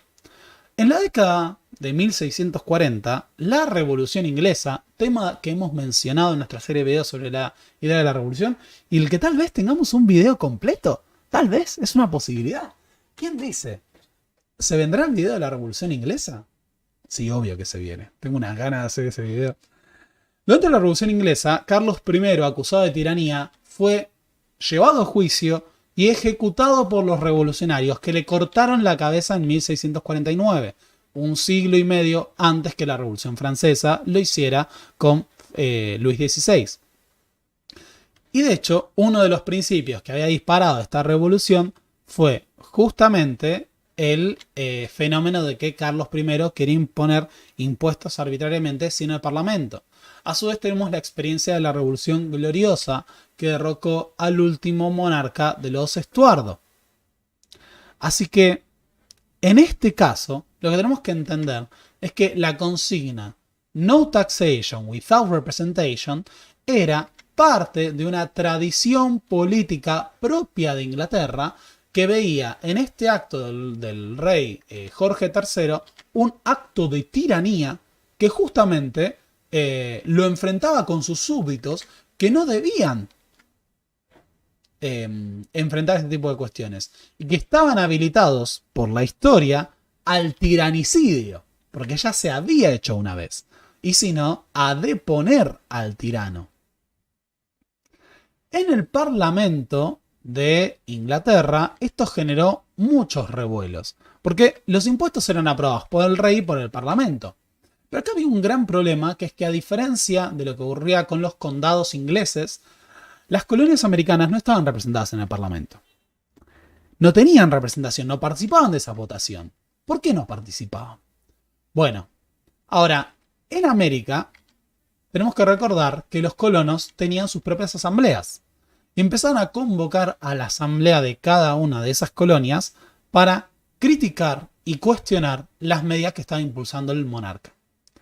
Y de hecho, empezaron a presentar solicitudes y peticiones en las que se exigía que se anulen los nuevos impuestos, a la vez de que se empezaron a aprobar planes regionales de boicot. Las asambleas empezaron a establecer la prohibición a las importaciones inglesas. Es decir, vamos a dejar de importar bienes británicos. Entonces ocurrió un gran problema para el proyecto imperial británico, que era el siguiente. Cuando los británicos aprobaron todos estos nuevos impuestos, la recaudación aumentó enormemente. Y de repente, bueno, estaba siendo efectivo, porque las colonias estaban pagando más, que sin embargo no era suficiente para asegurar su mantenimiento. Pero de repente, con la prohibición que empezaron a tomar las asambleas coloniales a las importaciones británicas y al comercio, lo que ocurre es que se desploma la recaudación. No hay comercio, se suspende el comercio colonial, se estaba rompiendo de facto. Y ahora, esto también se da en marco de discusión política. Y también aparecen montones de panfletos. Uno de los panfletos más populares de esta época es un panfleto que hace un señor que se llama Dickinson, que se llama Carta de un granjero de Pensilvania a los habitantes de las colonias británicas. En esta carta, lo que se planteaba una exposición de las pesadas cargas que debían pagar los pobres y esforzados granjeros coloniales ante un rey que imponía arbitrariamente estos castigos. Como estos no tenían ningún sustento en la legislación, en la ley, ni respetaban las libertades británicas ni nada por el estilo.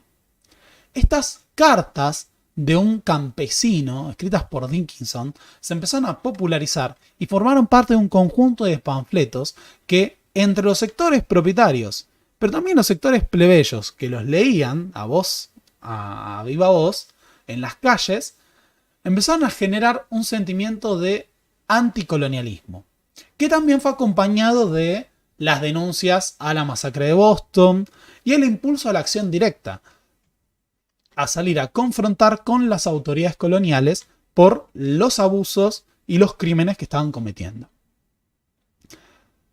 En paralelo, un tal Benjamin Franklin va al Parlamento inglés en el marco de estas nuevas medidas y cuestiona en el Parlamento a los nuevos impuestos, solicitando al rey y al Parlamento que los anulen, que eran impuestos atroces que iban en contra de los derechos de las colonias. ¿En qué se inspiraban figuras como Franklin y demás? Bueno, estamos en el siglo XVIII y acá estamos dando una explicación más materialista, más que algo que tenga que ver con el mundo de las ideas.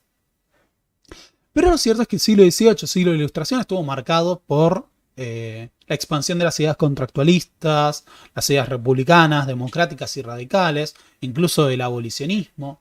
Hubo intelectuales radicales y democráticos en todos lados, incluso en Inglaterra. Uno de los intelectuales radicales más importantes de este periodo fue el inglés Thomas Paine. Thomas Paine, intelectual radical y comerciante británico, llega a Estados Unidos en 1774 y como parte de esta tradición que ya había visto, por ejemplo, los motines de Gordon en Inglaterra, los motines de Wilkes, los motines de Wilkes y Libertad y demás, estaban viendo una efervescencia popular e incluso revolucionaria estas cuestiones. Thomas Paine escribe un panfleto muy popular que se llamó Common Sense, el sentido común, para los habitantes de América, que sostenía que tenía que ser parte de un consenso entre la población y su gobierno, el de la aprobación de nuevos impuestos, que tenían que tener el derecho a darse su propio gobierno y demás, y que tenían el derecho de desposeer al tirano de su corona.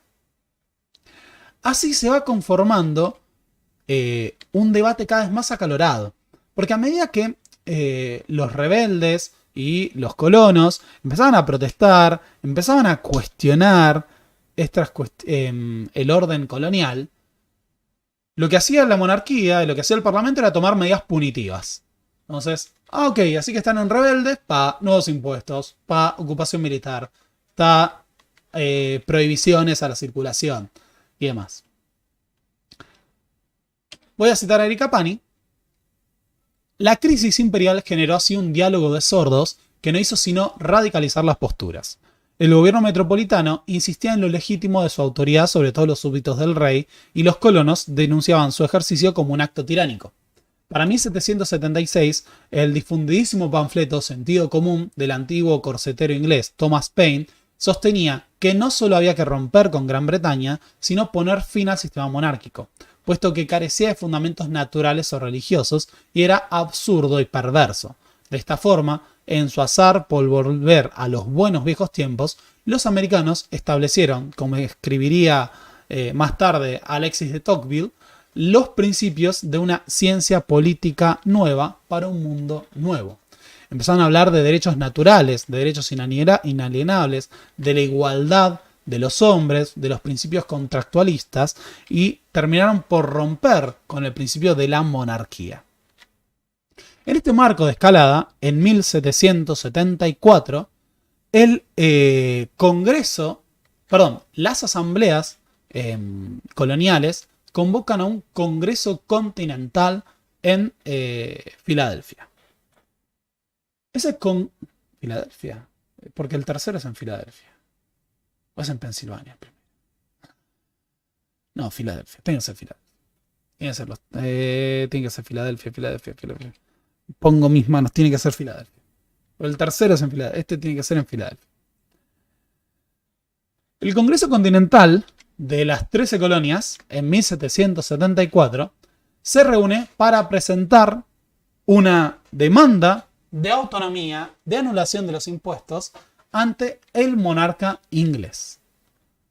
Este Congreso, por primera vez, plantea la unidad de todas las colonias para presentar un frente común contra Jorge III de Inglaterra. Así, no solo se envían delegados, sino que se empieza a plantear la posibilidad de un autogobierno con 5 directores que iban a ser de Ejecutivo Nacional.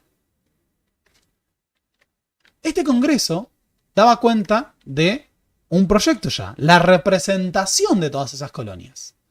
Si no tenemos participación en el Parlamento y encima no nos dejan, no nos quieren imponer impuestos, bueno, nosotros vamos a tomar estos asuntos en nuestras propias manos. Esas 13 colonias americanas estaban planteando un frente contra la monarquía.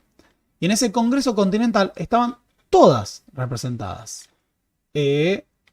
Acá me dicen, es Philadelphia, profe, estás on point. Muchas gracias. Todo esto en medio de linchamientos, de disputas, de ataques a los representantes de la autoridad, ataques a los cobradores de impuestos, ataques a los comerciantes. Ahora, esta situación de descontrol estaba llevando a un problema. De hecho, el propio Congreso, para asegurar el apoyo a la causa patriota, establece los comités de seguridad que tenían el objetivo de defender la causa patriota ante la gente común. ¿Qué hacían los comités de seguridad? Preparaban palizas, abusos, golpes, denunciaban a aquellos que tenían fama de ser lealistas y demás. Así, en cada colonia, los grupos del comité de seguridad salían a imponer el apoyo a la causa patriota entre aquellos que pudieran estar descontentos. Y en paralelo, se empezaban a reunir las milicias coloniales, porque esta idea de portar armas para defenderse de los enemigos como los nativos o los franceses o los esclavos, empezó a tener otro sentido, porque había una presencia militar de los británicos. Así que los Minutemen empezaron a reunirse cada vez más, a realizar ejercicios militares, entre otras cuestiones. En este marco, se decide por parte del Reino Unido la movilización de los efectivos del ejército real para controlar la situación de los colonos. Estoy tratando de acordarme el nombre de este oficial. Se me fue el nombre de este oficial. Googleada rápida. Una cuestión que aparece en este contexto es entonces la cuestión de disolver a las milicias coloniales que se estaban empezando a movilizar preventivamente, pero que no estaban tomando acciones contra las fuerzas coloniales británicas. Este oficial es Francis Smith. Francis Smith propone movilizar a los casacas rojas y ahuyentar y desmovilizar a los grupos de Minutemen. De esta manera, lo que termina ocurriendo es que, advertidos por el avance de casacas rojas, hablamos de cientos de casacas rojas avanzando sobre la campaña estadounidense, los Minutemen se autoconvocan y los enfrentan en lo que se consideran las primeras batallas. Fueron una serie de escaramuzas de la Revolución Estadounidense, que fueron las batallas de Lexington y Concord. En estas batallas, las milicias coloniales se enfrentan a los casacas rojas ingleses, en una serie de tiroteos y enfrentamientos que dejan decenas de muertos entre ambos bandos. Es la primera vez que es una confrontación armada en toda regla. Bueno, vamos a hacer una confrontación armada entre los colonos norteamericanos y las fuerzas británicas en América. Así, con armas en mano, protestando contra impuestos y protestando contra la tiranía del gobierno, se empieza a forjar el espíritu de lucha de lo que va a ser los Estados Unidos. En este marco, en 1775, estos tiroteos tienen lugar en abril del 75, y en mayo, tras las batallas de Lexington y Concord, el Congreso Continental decide que las colonias tienen que tener su propio ejército. Y se aprueba la creación del ejército continental. Así, lo que hasta ese momento eran milicias de los propios vecinos autoconvocados, va a empezar a convertirse en un ejército profesional. Y el comandante de ese ejército profesional va a ser George Washington, militar de carrera, veterano de la Guerra de los 7 años. George Washington tiene en 1775 la tarea de construir un ejército profesional desde cero. Y se ha escrito mucho sobre esto. Lo cierto es que el ejército que construye Washington es un gran, lo atamos con alambre, perdón por la expresión, pero fue una fuerza muy improvisada. En la época se creía o se hacía esta idea de que era un ejército de ciudadanos honrados que estaban unidos a la causa patriota por fervor. Pero en realidad el ejército continental tenía una mezcla de los desposeídos, de los borrachos, de los vagos. Había muchos que eran llevados de manera forzosa a la conscripción en el ejército. No es que eran todos voluntarios, en el ejército de línea como tal. Y Washington progresivamente los quiere convertir en una fuerza profesional. Ahora, en 1775, cuando se empieza a reunir las filas, eran solo 5.000 soldados. Eran muy poco para lo que vamos a ver que tenían que enfrentar. Así, se empieza a conformar esa estructura militar, que a lo largo de los siguientes años, y después con la ayuda de instructores extranjeros, ya vamos a hablar de esto,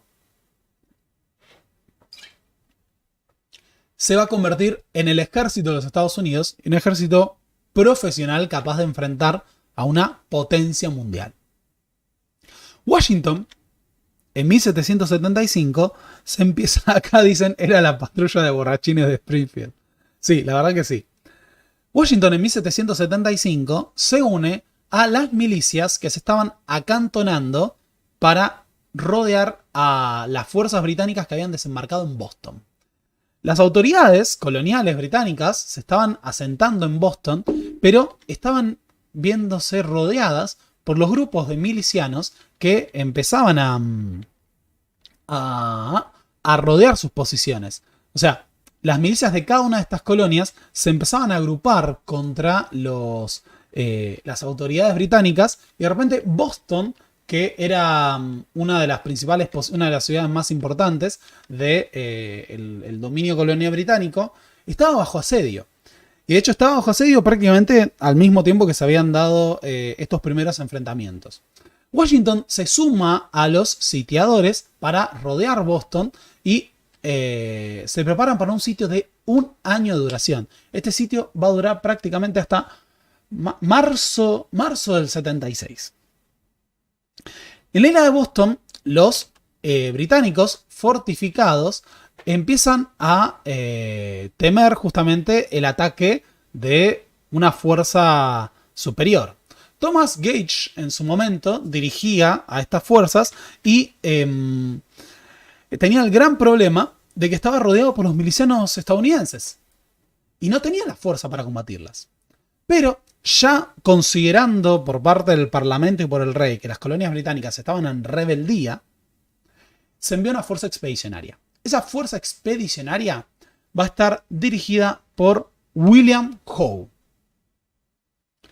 William Howe va a venir con el objetivo de reforzar las posiciones británicas y va a terminar desembarcando posteriormente. Pero Gage, para romper el cerco hasta que esas fuerzas logren movilizarse, intenta avanzar sobre Bunker Hill. Bunker Hill era una posición fortificada de los milicianos en el sitio a Boston. Ahí los milicianos, los primeros componentes del ejército continental, se disponían a enfrentar el sitio. Y con una fuerza de casacas rojas profesionales, los británicos se proponen romper el sitio avanzando. Y William Howe, a la cabeza de ese avance, asalta las posiciones norteamericanas. Y es una dura batalla, una de las batallas más emblemáticas de la guerra de la independencia estadounidense. Todavía no es una batalla, no, igual sí, hablamos de miles de soldados ya. Pero no es una de las batallas en cuanto a escala más importantes, pero sí de las más significativas. Con miles de combatientes, igual sí, también. No, una de las batallas más importantes, olvídense de lo que dije antes, fue una de las batallas más importantes. Con miles de soldados, en Bunker Hill, las fuerzas británicas avanzan sobre las posiciones estadounidenses y logran romperlas. De hecho, es una victoria táctica militar de los británicos, pero dejan más del doble de bajas. Si no me equivoco, los norteamericanos dejan algo así como 300 bajas y los británicos dejan más de 600. Fue un desastre Bunker Hill, porque no es que los británicos, si bien ahora van a empezar a recibir refuerzos, pueden tirar sus soldados como si nada. Y de repente, en un enfrentamiento con una fuerza rebelde de milicianos y colonos improvisados, terminaron dejando más muertos en el campo de batalla siendo un ejército profesional. Bunker Hill, si bien es una victoria militar, lleva a la derrota de las fuerzas británicas en Boston. Y William Howe termina ordenando, en medio del sitio por parte de las fuerzas de Washington, la evacuación de Boston. Washington había acomodado baterías de artillería y estaba bombardeando las posiciones británicas, y si no habían roto esa parte, no podían consolidar su posición. Ahora cuando veamos el mapa estratégico vamos a ver cuál es el gran problema de los británicos. Así que William Howe ordena la evacuación y la retirada de Boston, una de las ciudades más importantes en el marco de esta escalada de tensiones. Ya a esta altura de circunstancias había prácticamente una guerra. Pero en sentido legal, la guerra se termina de establecer en una declaración del 2 de julio de 1776. En marzo del 76, las fuerzas británicas se retiran de Boston y en julio el tercer Congreso Continental de las 13 colonias aprueba la guerra formal con el Reino Unido, que igual ya había declarado a las colonias en rebeldía en agosto del 75, y el 4 de julio declara la independencia de los Estados Unidos de América. ¿Y por qué los Estados Unidos como tal? Porque el Congreso asumía a cada colonia como un estado y a esto como una suerte de unión confederal de colonias contra un enemigo común que era el monarca de Inglaterra. Así, el proceso había radicalizado a tal punto que se establece una unión confederal republicana de colonias para enfrentar a un monarca. Todavía no hay constitución, así que hay un ejecutivo de 5 hombres, una suerte de directores que ejercen el poder, pero todavía no existe el marco general. Así la declaración, inspirada en los escritos de Adams, Jefferson y demás, declara la independencia en este acto formal y concede el mando absoluto, como veníamos dando, de la guerra a George Washington. George Washington va a tener que ahora enfrentar una guerra plena decidida. Hasta ese momento se negociaba la posibilidad de la autonomía, de renegociar el pacto colonial, de que simplemente se suspendan los impuestos. Pero a partir de ahora es básicamente quemar los barcos y se decide la independencia. Somos un estado independiente, tenemos el derecho a declarar la paz y hacer la guerra por nuestra cuenta.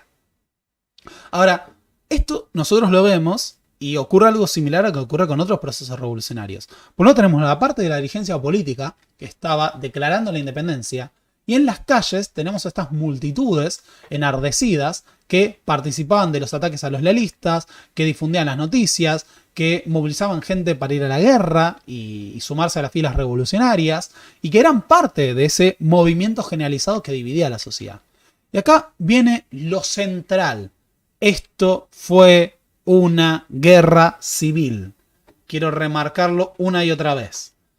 La guerra de independencia de los Estados Unidos, como prácticamente todas las guerras de independencia, excepto tal vez la de Haití, y como prácticamente todas las guerras revolucionarias, fue una guerra civil, en la que se enfrentaron vecinos, se enfrentaron compatriotas, que eran americanos en ambos lados, y también ingleses, y también había ingleses del otro lado. Thomas Paine era inglés. Se enfrentaron nativos americanos en ambos lados, se enfrentaron africanos en ambos lados. Y a esto quiero ir. El Parlamento termina aprobándole a Jorge III el envío de un ejército de decenas de miles de soldados para recuperar las colonias británicas. Para que nos hagamos una idea, en el punto máximo de movilización del Reino Unido para la guerra de independencia, según Erika Pani, va a haber 50.000 soldados británicos y 30.000 mercenarios alemanes. Porque había que sumarle para la movilización de la guerra de independencia se movilizaron fuerzas que estaban acantonadas en Norteamérica, en lo que es Estados Unidos. Fuerzas que estaban acantonadas en Canadá. Fuerzas que estaban acantonadas en el Caribe. Y se enviaron a su vez miles de soldados desde Inglaterra para pelear contra sus colonos y recuperar el control de lo que era Norteamérica. Teníamos a los casacas rojas, la infantería de línea inglesa, que era una de las infanterías más disciplinadas del mundo, extremadamente profesionales, con un sistema de castigos físicos y disciplinamiento terrible, pero que tenían la fama de poder avanzar hacia el enemigo bajo el fuego de artillería y de fusilería sin perder el orden y realizar descargas cerradas. Otro día hacemos un video explicando formas de la guerra en el siglo XVIII. Si quieren lo hacemos. Capaz no quieren, pero si quieren que hagamos un video sobre cómo era la guerra en el siglo XVIII, lo podemos hacer. Igual en la Revolución Militar hablamos de esto. Bueno, si quieren lo hacemos igual. Pero en la Revolución Militar lo hicimos. Hablamos. Se decía que uno no disparaba hasta que veía lo blanco de los ojos del enemigo. Pues disparaban a corta distancia, unas decenas de metros a veces. Porque las armas eran tan imprecisas que el poder de fuego se evidenciaba cuando se concentraba en fuego cerrado. Pero además de los casacas rojas, venían los mercenarios alemanes de los principados de Hesse y Brunswick. Y Hessen-Kassel. Estaba Hesse, está Hessen-Kassel, está Hesse-Darmstadt y estaba Brunswick. Estos eran principados alemanes ligados a la corona británica y se movilizó a decenas de miles de mercenarios con el objetivo de sumarse al esfuerzo militar contra los colonos rebeldes norteamericanos. Acá me están diciendo que quieren que haga video de la guerra en el siglo XVIII, parece. Ahora, el gran problema de la guerra para el Reino Unido es que tenían que dirigir una guerra con un océano de por medio sobre un espacio geográfico amplio. Porque si uno dice las 13 colonias, y es un territorio más reducido de lo que dice Estados Unidos, las distancias eran grandes, las comunicaciones y los caminos no estaban del todo establecidos, era un teatro de operaciones difícil para los británicos. Mantener el aprovisionamiento se tenía que hacer a la distancia. Y eso era a ser complicado. A su vez, tenemos que entender que el ejército patriótico estaba formado también por las milicias, los Minutemen. Y los Minutemen, como tal, conocían los caminos, conocían los bosques y realizaban emboscadas, una guerra irregular y de guerrillas contra los británicos que les impedían aprovisionarse de manera efectiva y eficiente. Así era muy costoso sostener el esfuerzo de guerra y con el apoyo de la población local y con esta guerra irregular se hacía muy problemático para los británicos operar en Norteamérica. Y ahora hablemos de esta parte que es muy interesante. Los lealistas. Había americanos lealistas. Muchos americanos lealistas. Según Erika Pani, el 20% de la población era lealista. Y en esta población lealista había blancos, propietarios y no propietarios. Y los lealistas se sumaron a las filas del ejército británico para pelear contra sus propios compatriotas. Pero porque eran leales al rey Jorge III. Y muchos de esos fueron terriblemente castigados por esto. Fusilados por ser traidores, torturas, humillaciones, palizas. Y hubo muchos leales. ¿Y qué nos llama la atención de esta imagen de los lealistas? Hay un detalle ahí.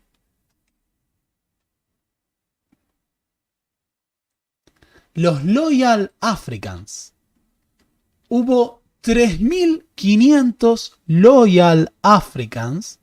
3.500 soldados africanos leales a la corona británica que pelearon bajo la promesa de ser libres para el rey de Inglaterra contra sus amos, muchas veces.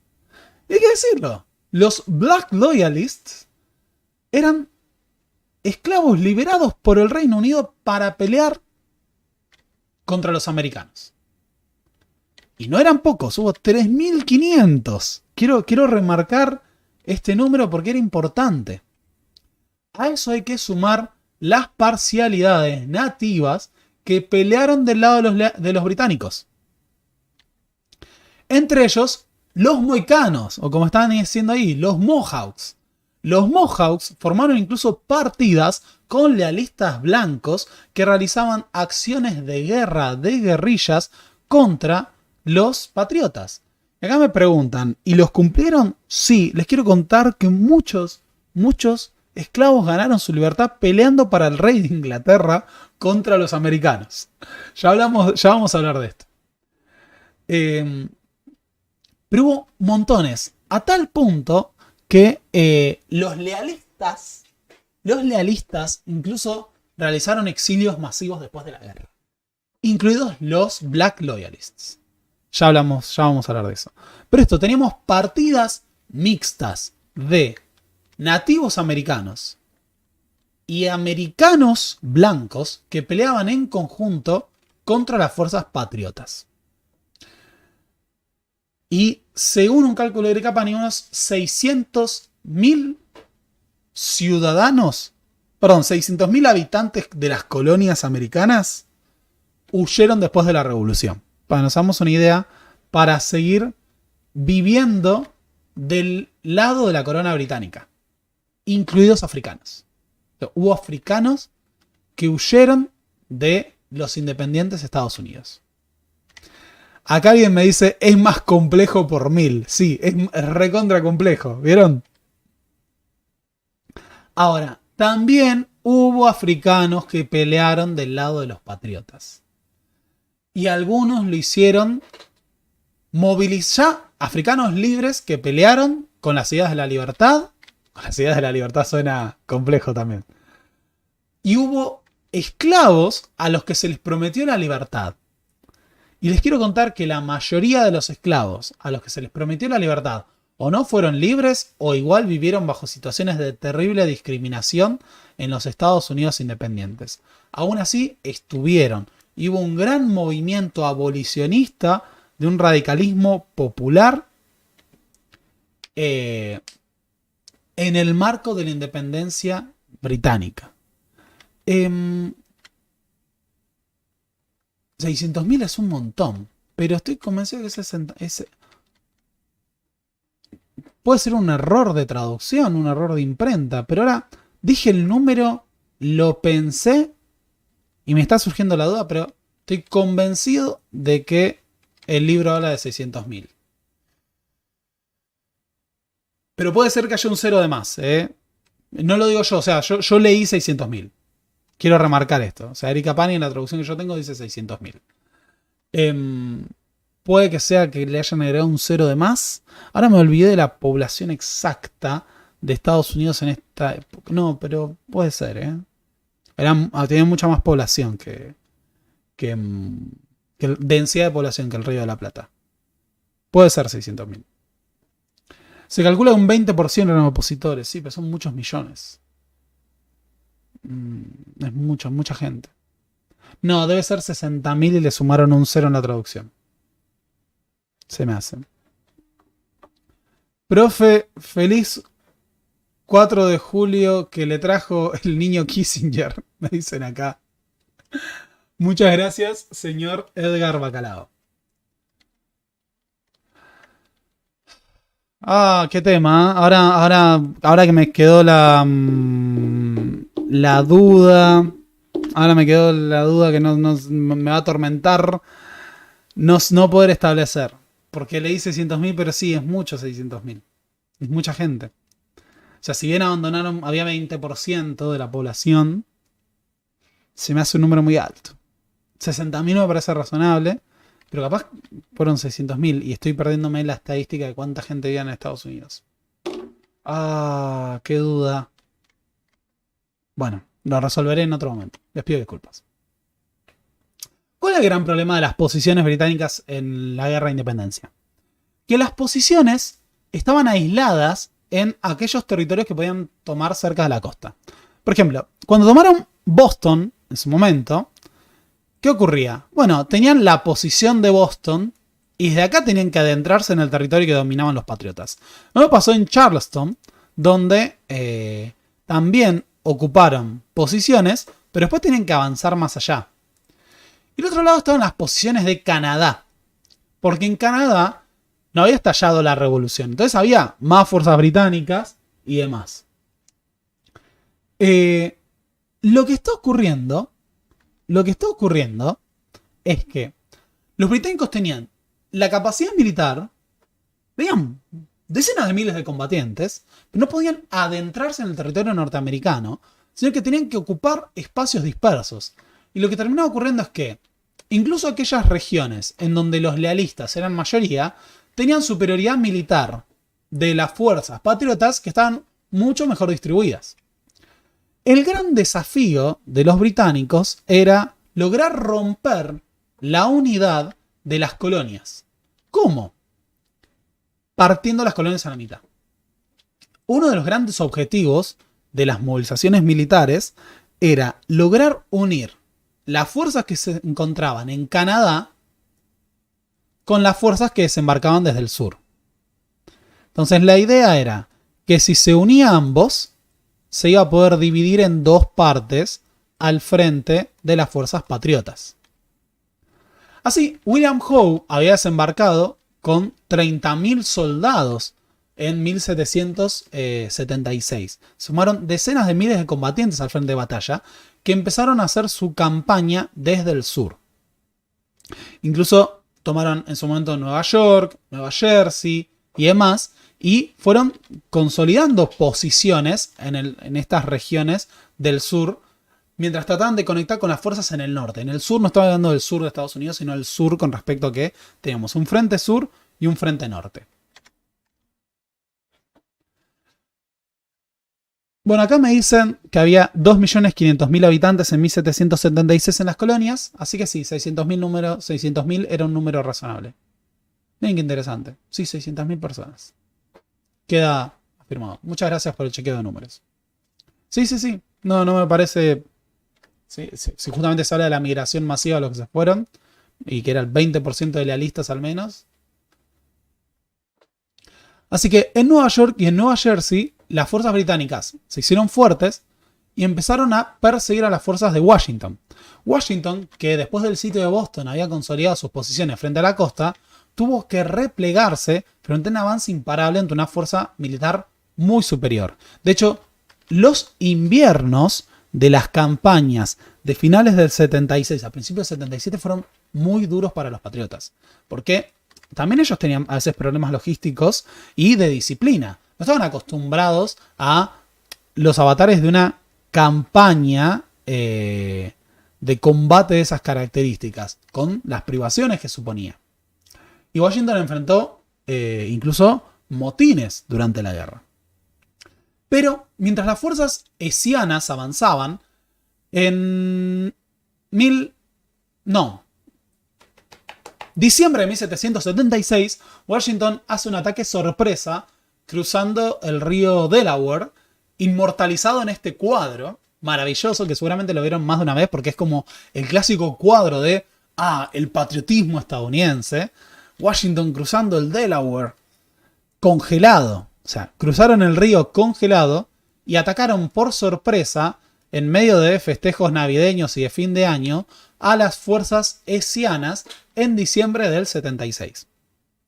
Y ese ataque sorpresa logró un repliegue importante de las fuerzas hessianas y ganar tiempo para las fuerzas patriotas.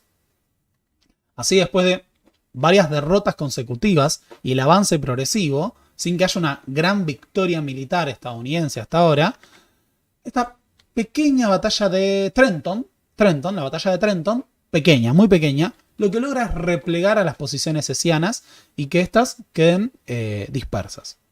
Ahora, el gran triunfo militar, el primer gran triunfo militar, se va a dar en la campaña del 77. Desde el norte, las fuerzas canadienses, dirigidas por Bourguion, se habían propuesto romper las líneas estadounidenses en dos, como íbamos mencionando, uniéndose con las fuerzas que estaban acantonadas en el sur, en Nueva Jersey y Nueva York. Para esto, Bourguion dirige una fuerza muy numerosa, de más de 10.000 combatientes, y va a su encuentro con Horatio Gates. Bourguion, que estaba acantonado en Canadá, decía, bueno, acá con un ejército profesional, plenamente equipado, con artillería y demás, voy a superar a los norteamericanos fácilmente. Pero Horatio Gates era un militar profesional, también veterano de la Guerra de los 7 años, y en la batalla de Saratoga, las fuerzas británicas fueron sorprendidas y totalmente humilladas.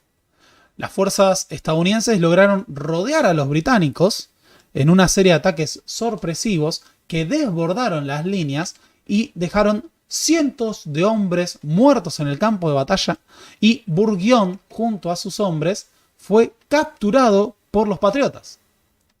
Saratoga fue el primer gran triunfo militar, táctico y estratégico de la Revolución estadounidense. En Bunker Hill, las fuerzas estadounidenses habían retirado, pero le habían provocado más bajas a los ingleses de los que ellos habían sufrido.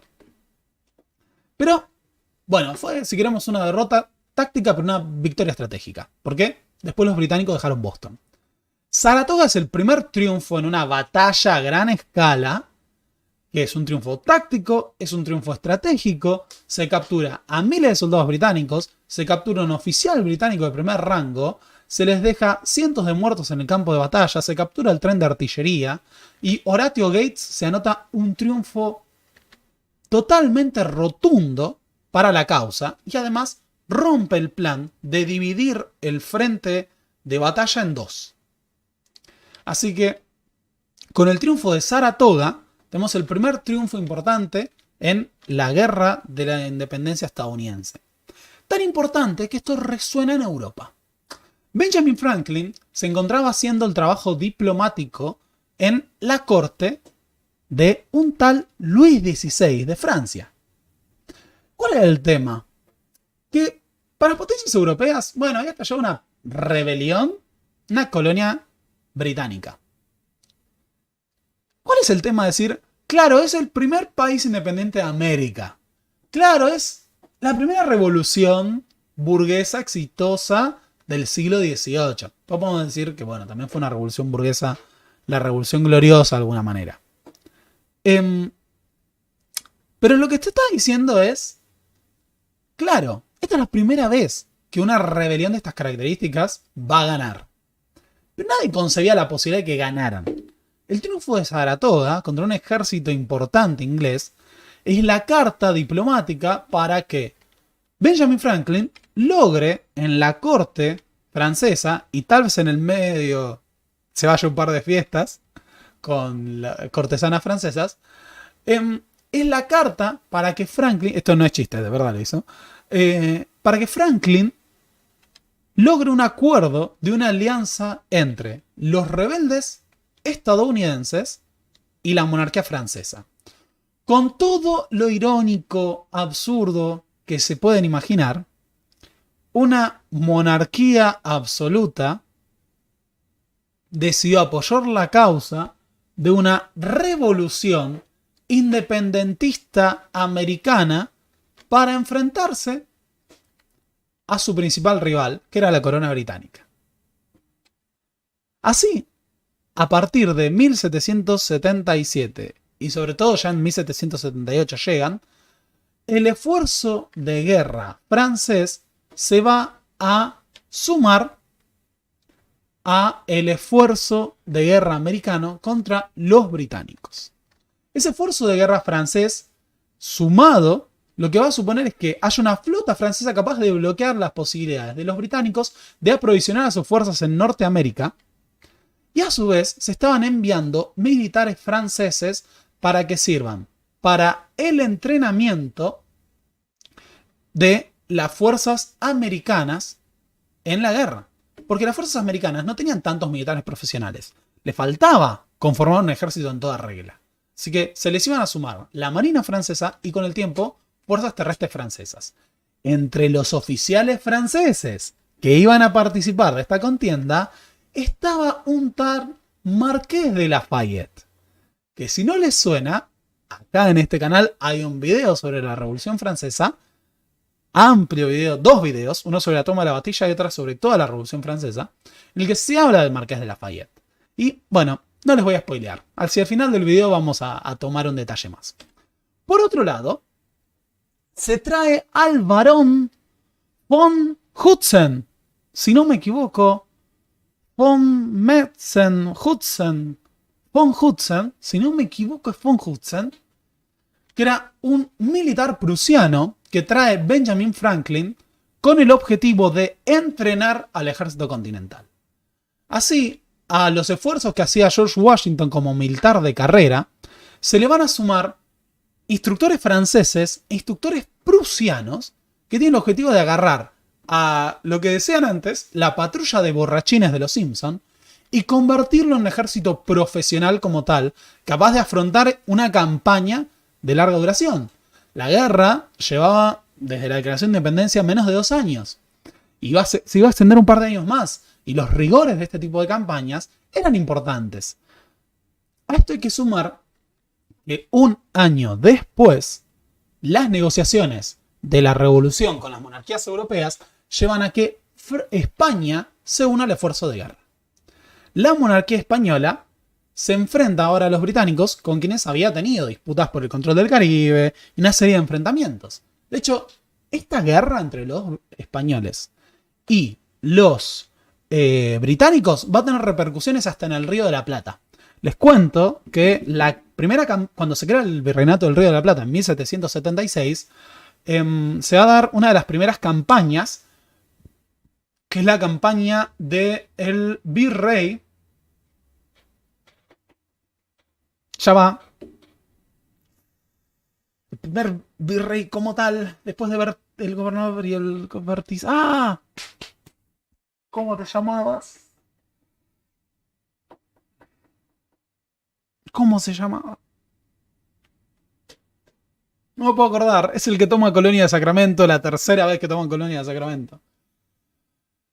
Virrey. Ah, se me fue.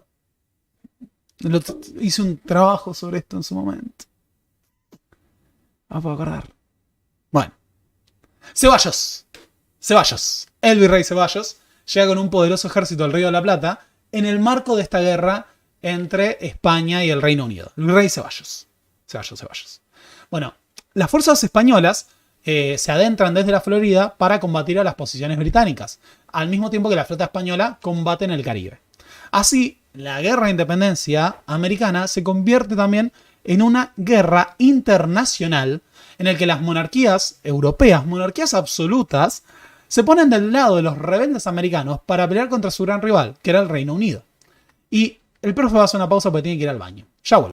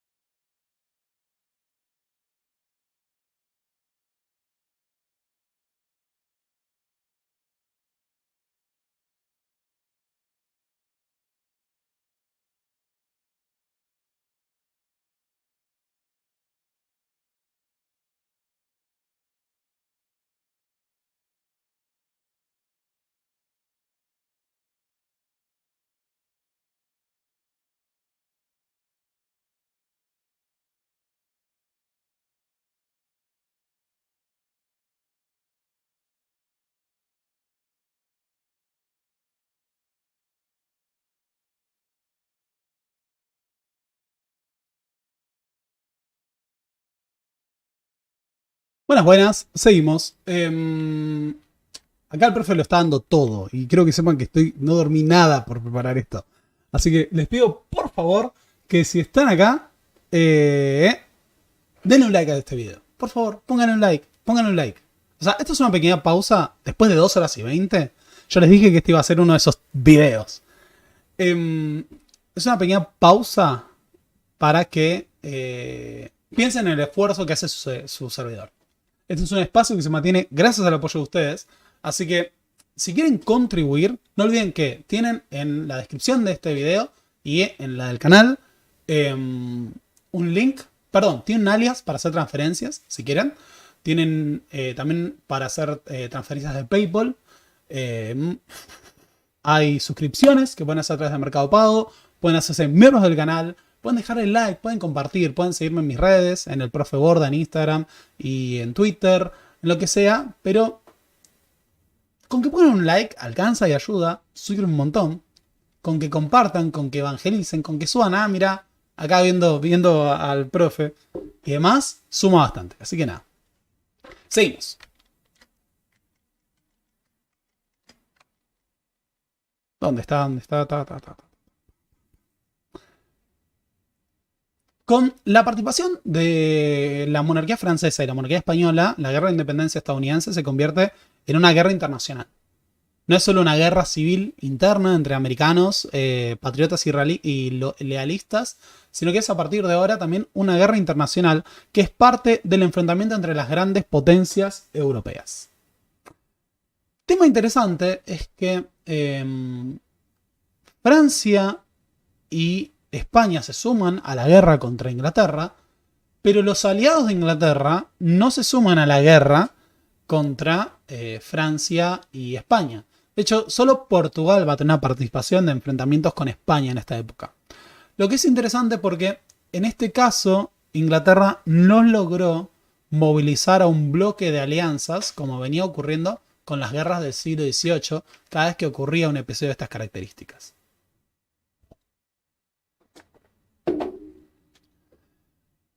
A la intromisión de la flota británica y a la intromisión de la flota española hay que sumarles la historia de un corsario de origen gaélico que peleó para la lucha de la independencia americana.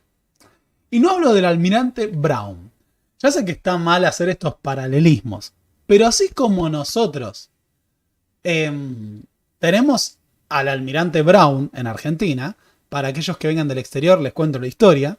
El almirante Brown, que merece un video por sí mismo un día, fue un marino irlandés que se sumó a la causa de la revolución en el Río de la Plata y organizó una flota de manera improvisada para pelear contra la flota realista con barcos y con tácticas de guerra de corso. Derrotó a las fuerzas realistas muy superiores. También estuvo Hipólito Bouchard, que fue otro corsario de origen francés que peleó para las fuerzas, el Corsario del Plata, que peleó para las fuerzas que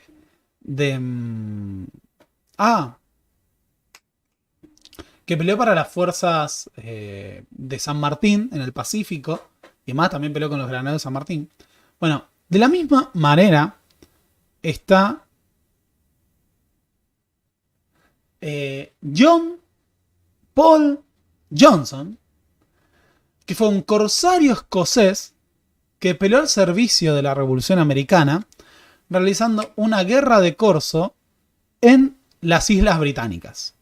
Un comandante de buque escocés al servicio de la Revolución Americana, que en una serie de campañas se cruzó al otro lado del Atlántico y atacó las posiciones del Reino Unido, obligando a mantener fuerzas, protegiendo sus distintas islas en Irlanda, en Inglaterra, con acciones de hostigamiento. Entonces se iba de Norteamérica a atacar en distintas incursiones las posiciones británicas en el Reino Unido, evadiendo a las fuerzas que pudieran capturarlo. Y de esta manera distrajo muchos de los recursos de las fuerzas británicas. Quiero hacer una aclaración, porque acá me están diciendo, pero Brown no era corsario. Sí, Brown no era corsario, como Bouchard, pero Brown usaba tácticas de corsario, que era ataque sorpresa y demás, de ese tipo de guerra naval. ¿Cuál es el tema? El triunfo de Saratoga, el avance de las fuerzas francesas, de las fuerzas españolas y el agotamiento del frente estaba llevando a que las posiciones lealistas, las posiciones de los británicos, sean muy difíciles de sostener. En este marco, se emprende una campaña que es la campaña de Carolina del Sur. En el sur del frente, en el sur de lo que en ese momento eran las colonias americanas, allá Estados Unidos, va a haber comandantes se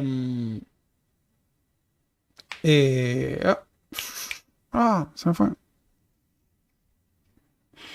Va a haber comandantes británicos que decidan impulsar la guerra del sur con el objetivo de proteger sus propias colonias caribeñas y consolidar otra posición, otro teatro de operaciones. Es acá donde aparece la figura de Charles Cornwallis. Lord Cornwallis se unió voluntariamente a la guerra de independencia para pelear del lado de los británicos y, a diferencia de lo que pasaba con otros oficiales, Charles Cornwallis tenía métodos más estrictos y duros. Charles Cornwallis no demostraba clemencia por los patriotas. A sus ojos eran rebeldes. Y como eran rebeldes, se los podía destruir. Y ya. Cornwallis lleva adelante saqueos, lleva adelante medidas de represalia contra las fuerzas que enfrentaban a las tropas... a las tropas británicas, porque eran traidores a la monarquía. Estaban cometiendo lesa majestad. Y debían ser atacados por eso. Muchos los veían simplemente como súbditos rebeldes. Pero Cornwallis los trataba como traidores. Cornwallis, como tal, llevó adelante una importante campaña en Carolina del Sur que le permitió convertirlo en un bastión de la causa lealista. Carolina del Sur era una región en la que, al igual que en el sur de las colonias, hay una gran presencia de esclavos. No me quiero adelantar, pero bueno. Cornwallis justamente atacó el centro de lo que eran los propietarios y los plantadores blancos que utilizaban a la mano de obra esclava. Es muy loco esto, porque no está claro quiénes son los buenos. Pero no importa, no vamos a hablar de buenos y malos. Pero atacó justamente la región en donde había más plantaciones. Y se enfrentó a Horatio Gates en la batalla de Camden en 1780. En la batalla de Camden, Cornwallis estaba superado en número. Tiene unos 2.200 hombres contra más de 3.000 de las fuerzas de Horatio Gates.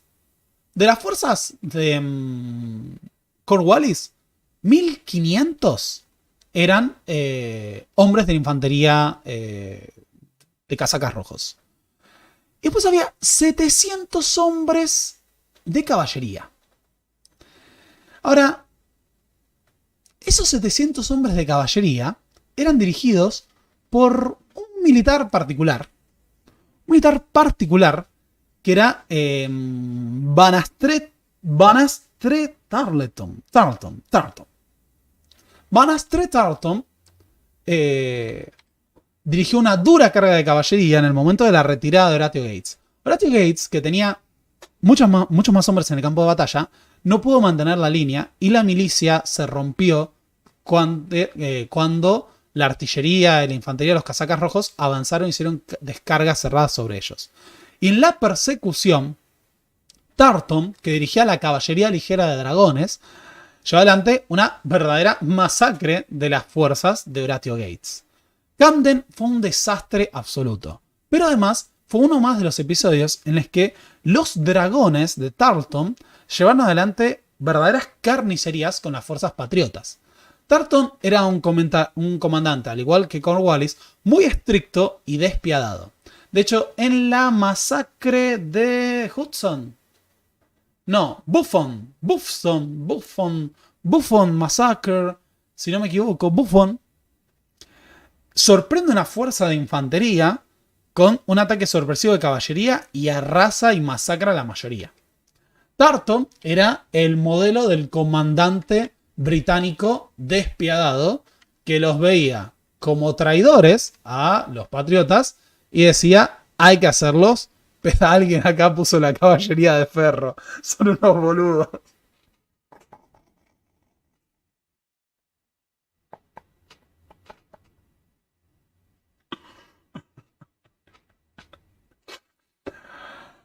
No pueden hacer eso. A uno lo agarran de sorpresa.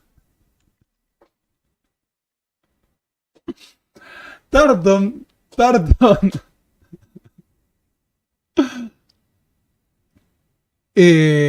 Dragones británicos. Tarleton hacía pedazos las filas de los americanos en este tipo de incursiones. Y además dirigía ataques rápidos que sorprendían a las posiciones americanas. El gran tema con la guerra en Carolina del Sur para las fuerzas estadounidenses es que representaba el gran peligro del desborde social. Porque las fuerzas de Cornwallis reclutaban a montones de Black Loyalists, de africanos leales al rey, para pelear. Entonces era la muestra de la amenaza de una rebelión social que pudiera destruir esas jerarquías que se estaban implantando. Era ver a los esclavos pelear contra los amos. Y una verdadera amenaza. De hecho, no es casual que en Carolina del Sur, uno de los líderes de la revolución estadounidense que debía enfrentar Cornwallis era un tal Christopher Gadsden. ¿Quién era Christopher Gadsden? Christopher Gadsden era un líder patriota que llegó a ser gobernador provisional de Carolina del Sur durante la Guerra de Independencia. Y como tal, diseñó una famosa bandera. Es la bandera de Gadsden. Don't tread on me, la bandera libertaria. Gadsden era un líder revolucionario que luchaba por la libertad, la propiedad y la igualdad de los blancos, porque era propietario de esclavos, porque si miramos el mapa de Carolina del Sur era además una de las regiones más esclavistas de las colonias americanas. Era una de las pocas regiones en donde había más esclavos que blancos como tales. Bueno, Gadsden salió a proteger los intereses de los plantadores esclavistas contra los realistas ingleses. Y nos dejó una hermosa bandera.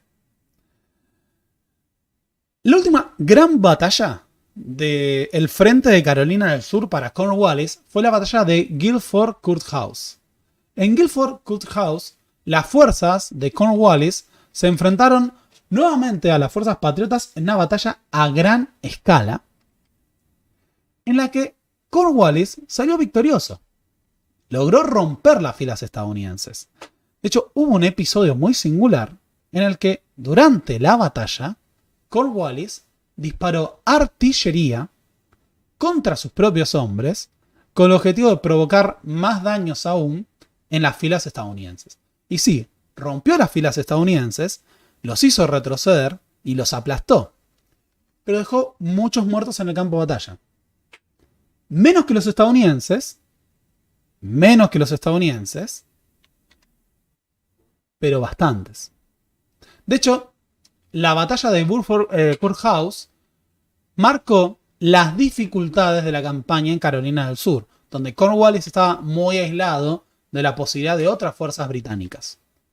Es así que en lo que podríamos considerar un verdadero raid, Cornwallis dejó las operaciones en Carolina del Sur y se atrincheró en Yorktown. En Yorktown, Cornwallis fue rodeado por las fuerzas de George Washington a finales de 1781. Acá tenía a la flota británica y a un ejército en una fortaleza, pero fue sitiado por tierra por un ejército conjunto estadounidense y francés, y por mar por la flota francesa, que derrotó a la flota británica y rompió cualquier posibilidad de aprovisionamiento o de romper el cerco. Así, en Yorktown, Cornwallis, que era el último comandante con capacidad operativa real en el teatro de guerra de América, quedó totalmente aislado, y en octubre de 1781, superado en hombres, sin posibilidad de escapatoria, sin posibilidad de evacuación, Cornwallis, y ante los asaltos de las fuerzas americanas, decidió rendirse ante George Washington, Gates y el Marqués de Lafayette. En Yorktown cayó la última posición que era posible de resistir de las fuerzas realistas en la guerra de independencia. Un lord orgulloso británico se rendía ante quien había sido un comandante de milicias de las colonias estadounidenses. Los británicos, esto se muestra en El Patriota, pero es real, muchas veces subestimaban la capacidad de las milicias y de las fuerzas del ejército continental, los consideraban una chusma armada, pero ante esa chusma armada, Cornwallis terminó rindiéndose en 1781. Con la rendición de Cornwallis en Yorktown en 1781, quedaba roto el último frente que resistía. En 1783, tras una serie de enfrentamientos menores, Benjamin Franklin firma con las fuerzas... Benjamin Franklin no. Perdón. La Revolución Estadounidense firma con las fuerzas inglesas y también con la intermediación de Francia el Tratado de París de 1783. El Tratado de París de 1783 reconoce la independencia de los Estados Unidos de América por parte de la corona británica. Así, en 1783, definitivamente y con la derrota militar de la mayor potencia del mundo, había nacido Estados Unidos. Estados Unidos nace como la primera república democrática, hasta ahí, de América. Democrática, si tenías propiedad, eras hombre y blanco. En la construcción de Estados Unidos, como habíamos dicho, estaba esta idea. Somos una sola clase de hombres, esforzados y que trabajan, que hemos hecho la revolución para construir una república de hombres iguales ante Dios y ante la ley. Pero en la práctica, la revolución estadounidense lo que hizo fue consolidar en el poder a una clase burguesa de propietarios que en el sur particularmente eran extremadamente esclavistas y en el norte también lo podían ser. Pero había impulsado un nuevo proyecto de sociedad. Una sociedad republicana que había suprimido los títulos aristocráticos, que había establecido el principio contractualista como forma de gobierno, y que había planteado por medio de la idea de la libertad y los derechos naturales que hacían iguales a los hombres. Pero todavía esto no llegaba a los africanos, no llegaba a las mujeres, y tampoco llegaba en sí a los blancos pobres. Pero en 1788 fue definitivamente aprobada la Constitución de los Estados Unidos. Esta Constitución planteaba la forma de gobierno federal, la forma republicana y un gobierno de un presidente electo por voto popular, basado en principio de propiedad todavía y con segregación, pero era la primera república democrática del mundo como tal que iba a existir de ahora en adelante. Democrática en sentido, de nuevo, quiero remarcar. El primer presidente de los Estados Unidos sería un tal George Washington, el hombre que había dirigido la guerra de independencia, el héroe de la independencia. En la Constitución se definieron varias cuestiones.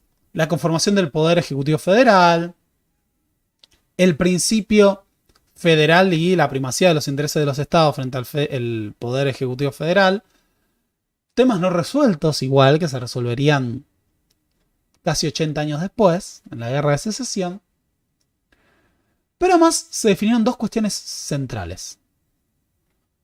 Una es, rompiendo la proclama de 1763, el proyecto de la expansión hacia el oeste. Si la proclama de 1763 de Jorge III justamente había prohibido la vía de la expansión hacia el oeste, que era una forma de descargar el hambre de tierras y asegurar la acumulación económica, la Constitución preveía la expansión hacia el oeste y a partir de la expansión hacia el oeste, la conformación de nuevos estados. Porque la bandera estadounidense nació con 13 estrellas, porque eran 13 estados, 13 colonias. El proyecto posterior planteaba que surgiría un estado a medida que creciera la población en estos territorios que se conquisten hacia el oeste. Así se establecían los principios de lo que se conoció como a futuro el destino manifiesto, de que Estados Unidos estaba destinado a ser una nación grande que conquistara el continente y que se proyectara hacia el mundo. La primera república democrática y como tal, con un destino frente al mundo que requería, por ejemplo, la conquista del sometimiento de los nativos americanos, bajo un principio de supremacía. Y por el otro, la confirmación de la esclavitud. La esclavitud se sostendría en el sur 80 años más después de la sanción de la Constitución. Y a pesar de ser una nación que se forjó con las ideas de la libertad y la igualdad, se sustentaría en la explotación del trabajo de los esclavos africanos para beneficiar a los sectores propietarios y las plantaciones. A tal punto esto estaba tan presente que un Washington mayor se retiraba a vivir como granjero en una hacienda esclavista. No en una hacienda esclavista de plantación, perdón. En una granja con esclavos. No hacienda, no es lo mismo. Pero hasta acá llegaba el principio de igualdad y libertad y propiedad. Tenía su límite en asegurar la supremacía de esta casta de propietarios. Sin embargo, la Revolución estadounidense fue un punto central en el proceso de las revoluciones que dieron a luz al mundo moderno. Estaba inspirada en ideas contractualistas, de libertad, de lucha contra la tiranía, de igualdad de derechos, aunque solo sea para los blancos, que inspiraron otros procesos revolucionarios. Hay que pensar que la Revolución estadounidense llega al poder declara independencia en el 76. No, la primera república democrática del Nuevo Mundo, como tal, pero a su vez parte de una experiencia de circulación de proyectos revolucionarios que atravesaría todo el mundo atlántico en el siglo que seguiría. El Marqués de Lafayette, que peleó a las órdenes de George Washington en la Guerra de Independencia, volvería a Francia. Y en Francia participaría de la Revolución Francesa y formaría la Guardia Nacional, el ejército de la Revolución, la milicia de la Revolución. Y tras la toma de la Bastilla, el Marqués de Lafayette le enviaría a George Washington las llaves de la Bastilla, que al día de hoy están en Estados Unidos.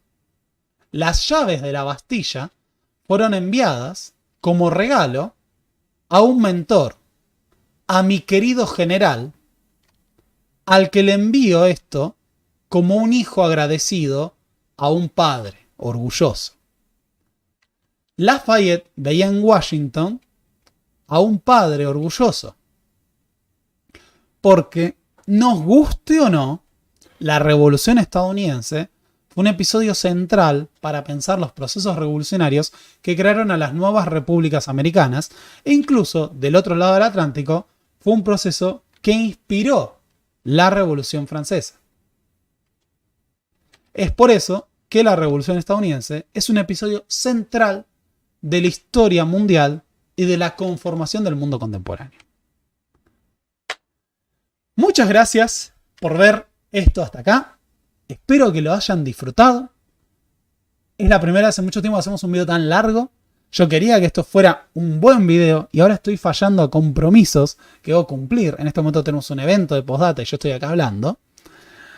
Pero les quiero agradecer enormemente por esto. Muchas gracias por haber visto hasta acá. Si les gustó este video, ¿qué pueden hacer? Pueden hacer sus aportes. Pueden enviarle ahí un regalito al profe, ¿no? Agarran el profe Word ahí, tuki, transferencia, tuki, suscripción, tuki. Y con eso sostienen este espacio y permiten que uno pueda trabajar. Yo estuve trabajando en esto todo el día de ayer, todo el día de hoy. Me acosté a las 5 de la mañana, porque me quedé hasta las 5 de la mañana trabajando en esto, leyendo, armando imágenes y demás. Así que muchas gracias por haber visto todo esto hasta acá.